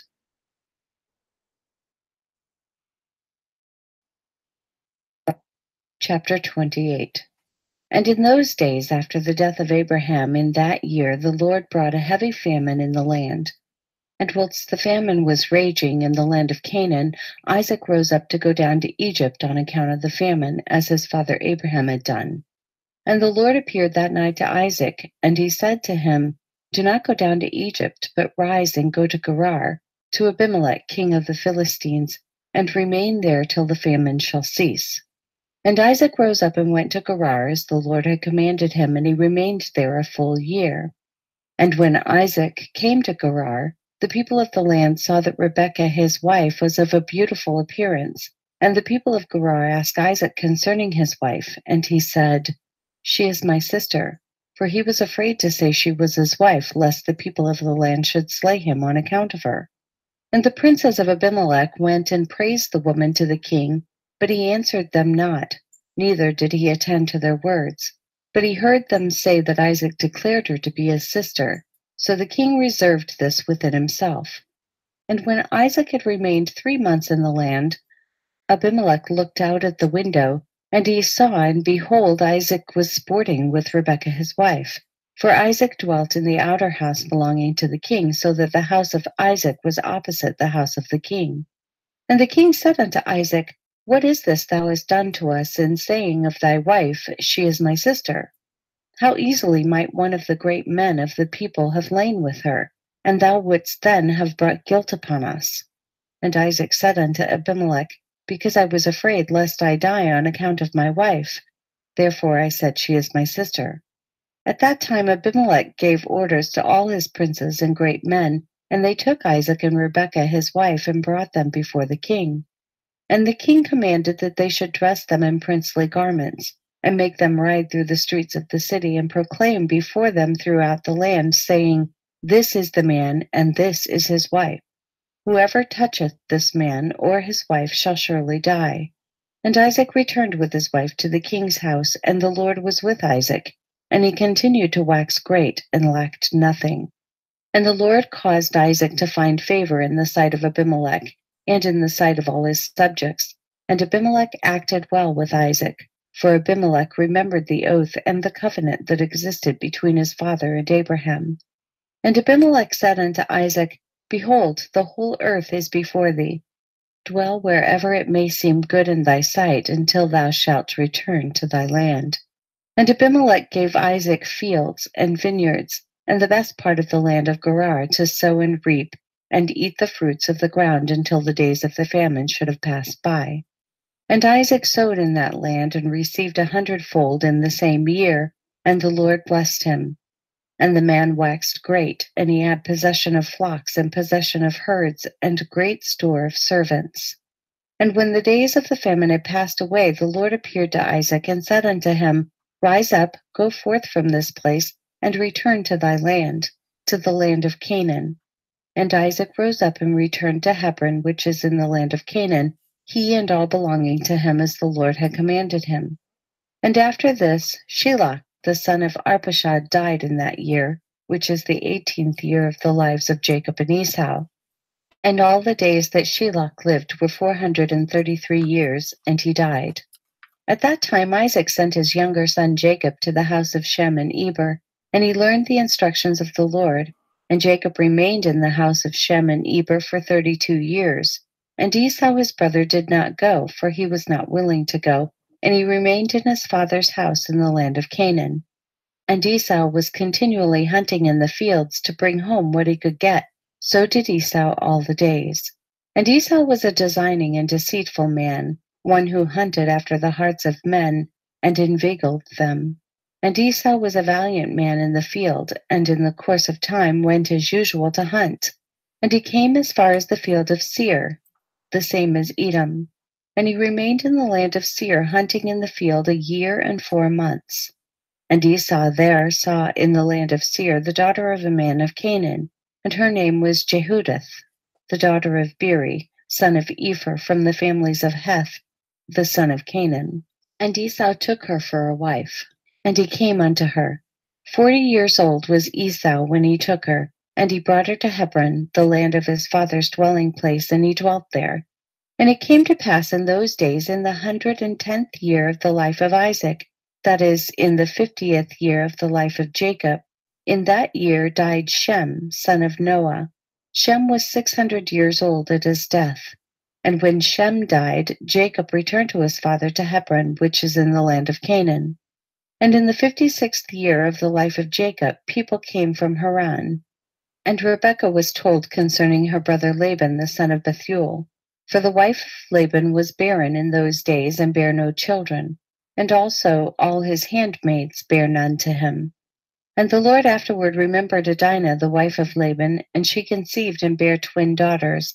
And Laban called the names of his daughters, the name of the elder Leah, and the name of the younger Rachel. And those people came and told these things to Rebekah, and Rebekah rejoiced greatly that the Lord had visited her brother, and that he had got children.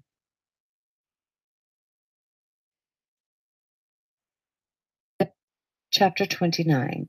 And Isaac the son of Abraham became old and advanced in days, and his eyes became heavy through age.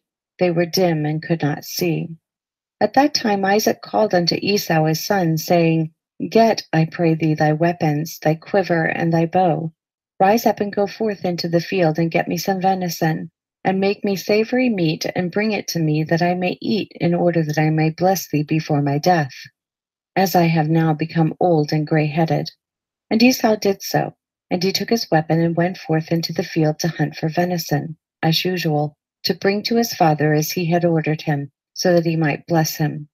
And Rebekah heard all the words that Isaac had spoken unto Esau, and she hastened and called her son Jacob, saying, Thus did thy father speak unto thy brother Esau, and thus did I hear. Now therefore hasten thou, and make that which I shall tell thee. Rise up and go, I pray thee, to the flock, and fetch me 2 fine kids of the goats, and I will get the savory meat for thy father. And thou shalt bring the savory meat, that he may eat before thy brother shall have come from the chase, in order that thy father may bless thee. And Jacob hastened and did as his mother had commanded him, and he made the savory meat and brought it before his father, before Esau had come from his chase. And Isaac said unto Jacob, Who art thou, my son? And he said, I am thy firstborn Esau. I have done as thou didst order me. Now therefore rise up, I pray thee, and eat of my hunt, in order that thy soul may be blessed as thou didst speak unto me.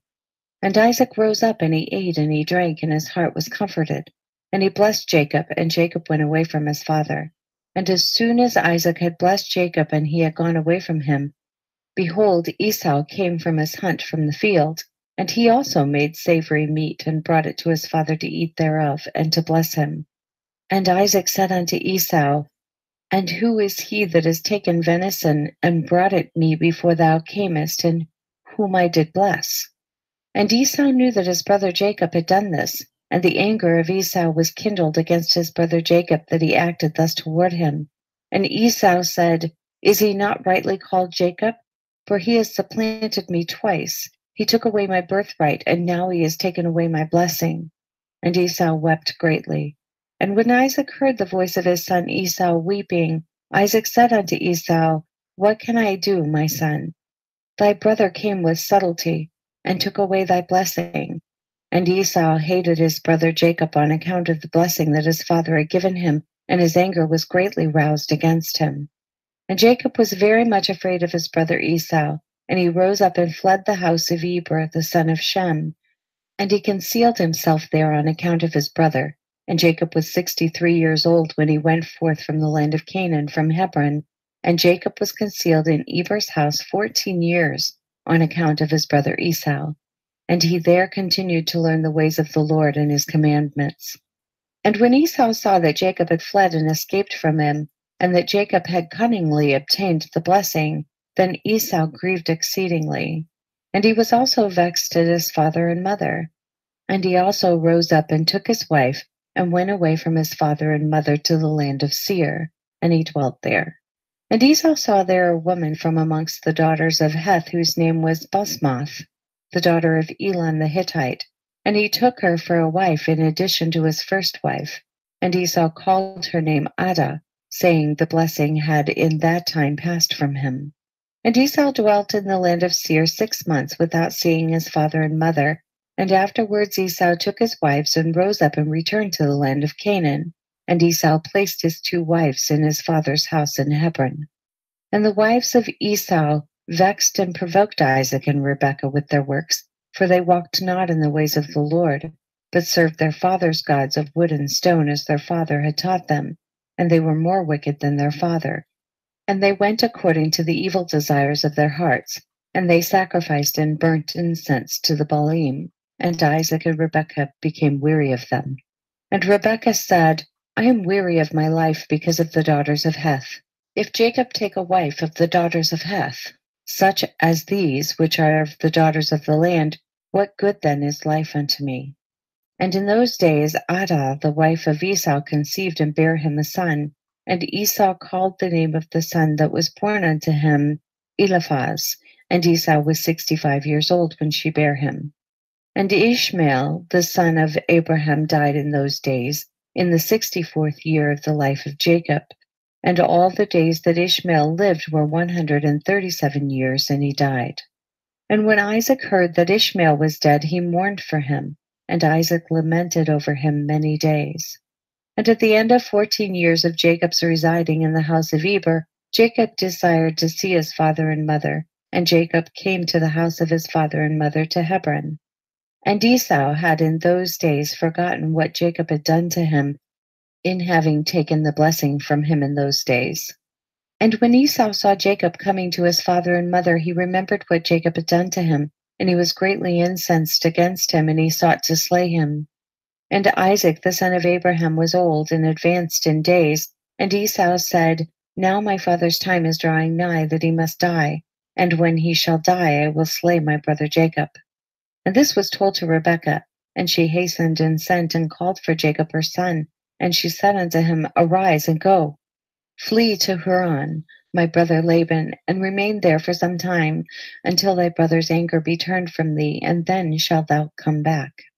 And Isaac called unto Jacob, and said unto him, "Take not a wife from the daughters of Canaan, for thus did our father Abraham command us according to the word of the Lord, which he had commanded him, saying, Unto thy seed will I give this land. If thy children keep my covenant that I have made with thee, then will I also perform to thy children that which I have spoken unto thee, and I will not forsake them.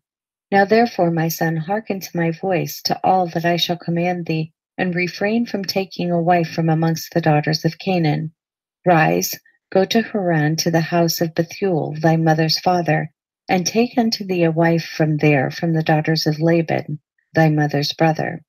Therefore take heed lest thou shouldst forget the Lord thy God, and all the ways in the land to which thou goest, and shouldst get connected with the people of the land, and pursue vanity, and forsake the Lord thy God.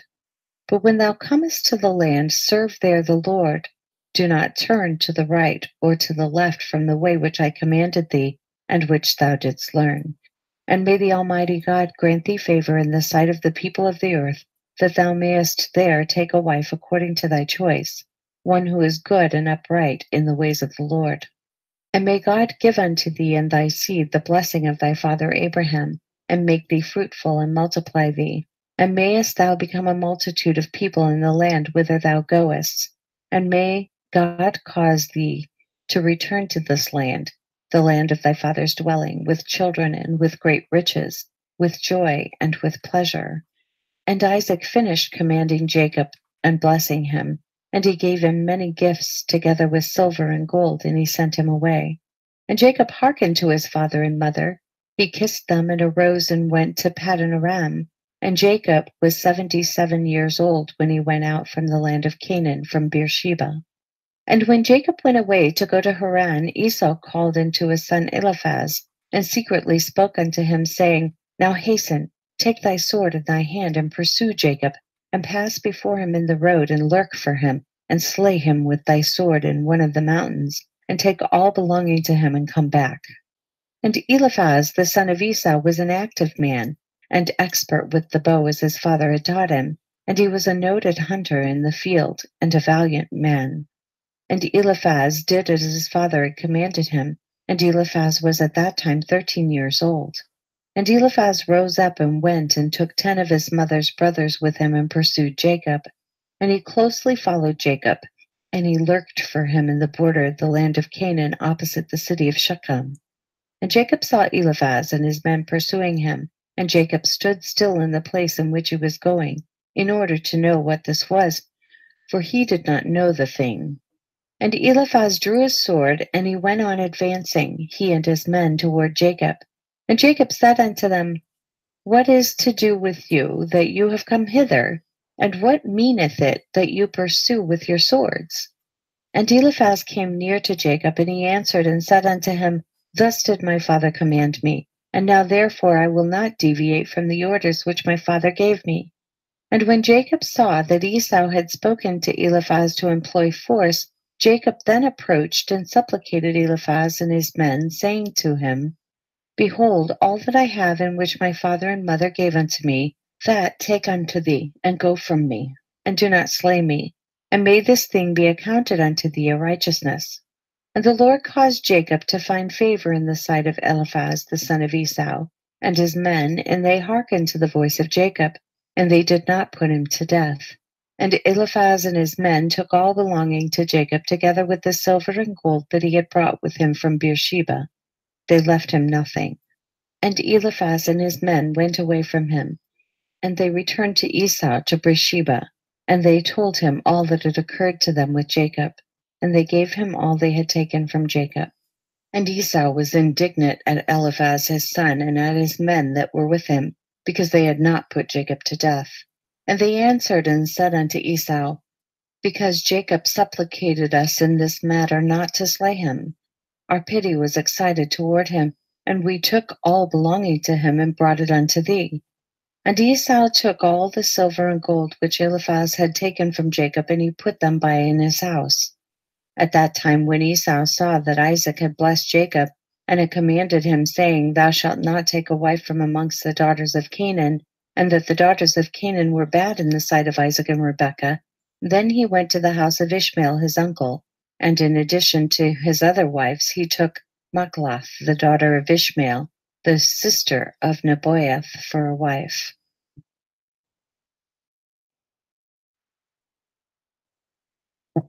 Chapter 30. Okay, we're going to stop here.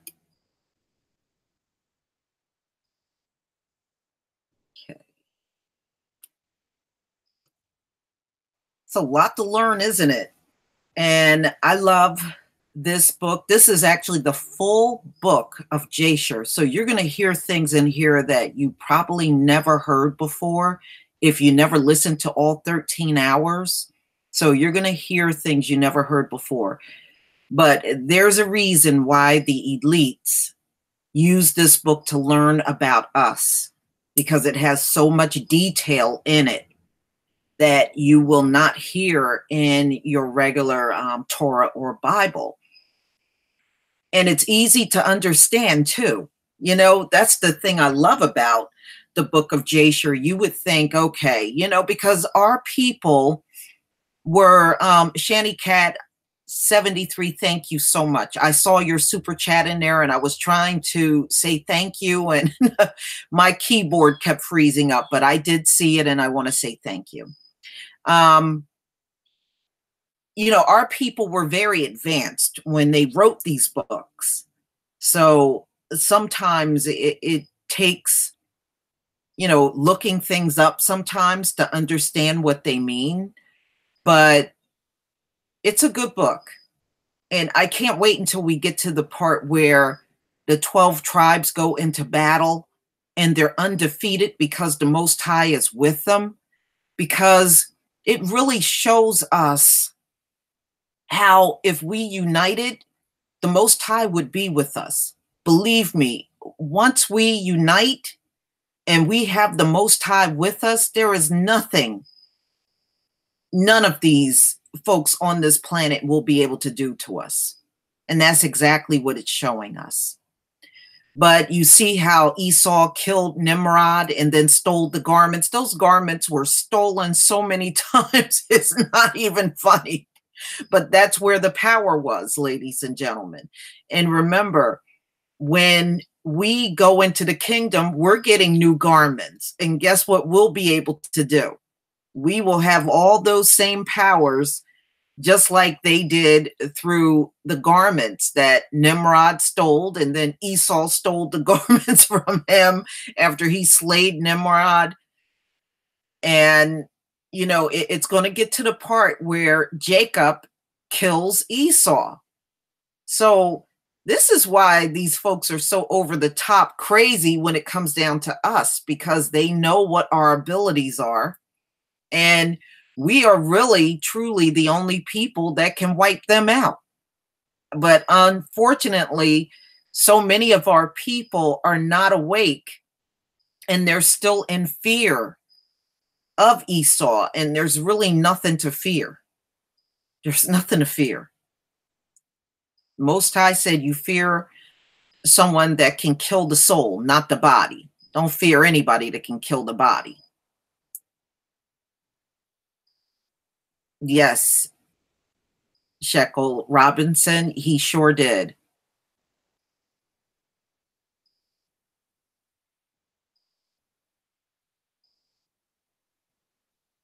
Yeah, well, you know, Francis Watkins, it said at birth that the younger would be stronger than the older. Esau came out first. Jacob came out second. So, yes, we are stronger. We are physically stronger than them. That's why they need a gun. That's why they call it the equalizer, because without that gun, our strength is unmatched. They're the only group on this planet always screaming and hollering over a gun. No other group is doing that except for them, because they can't hold this planet hostage without the gun. They're holding us, literally holding all of us hostage. And it's because they have a gun. It's not for any other reason. Just watch some of those videos when they have to do hand-to-hand combat. They don't do so well.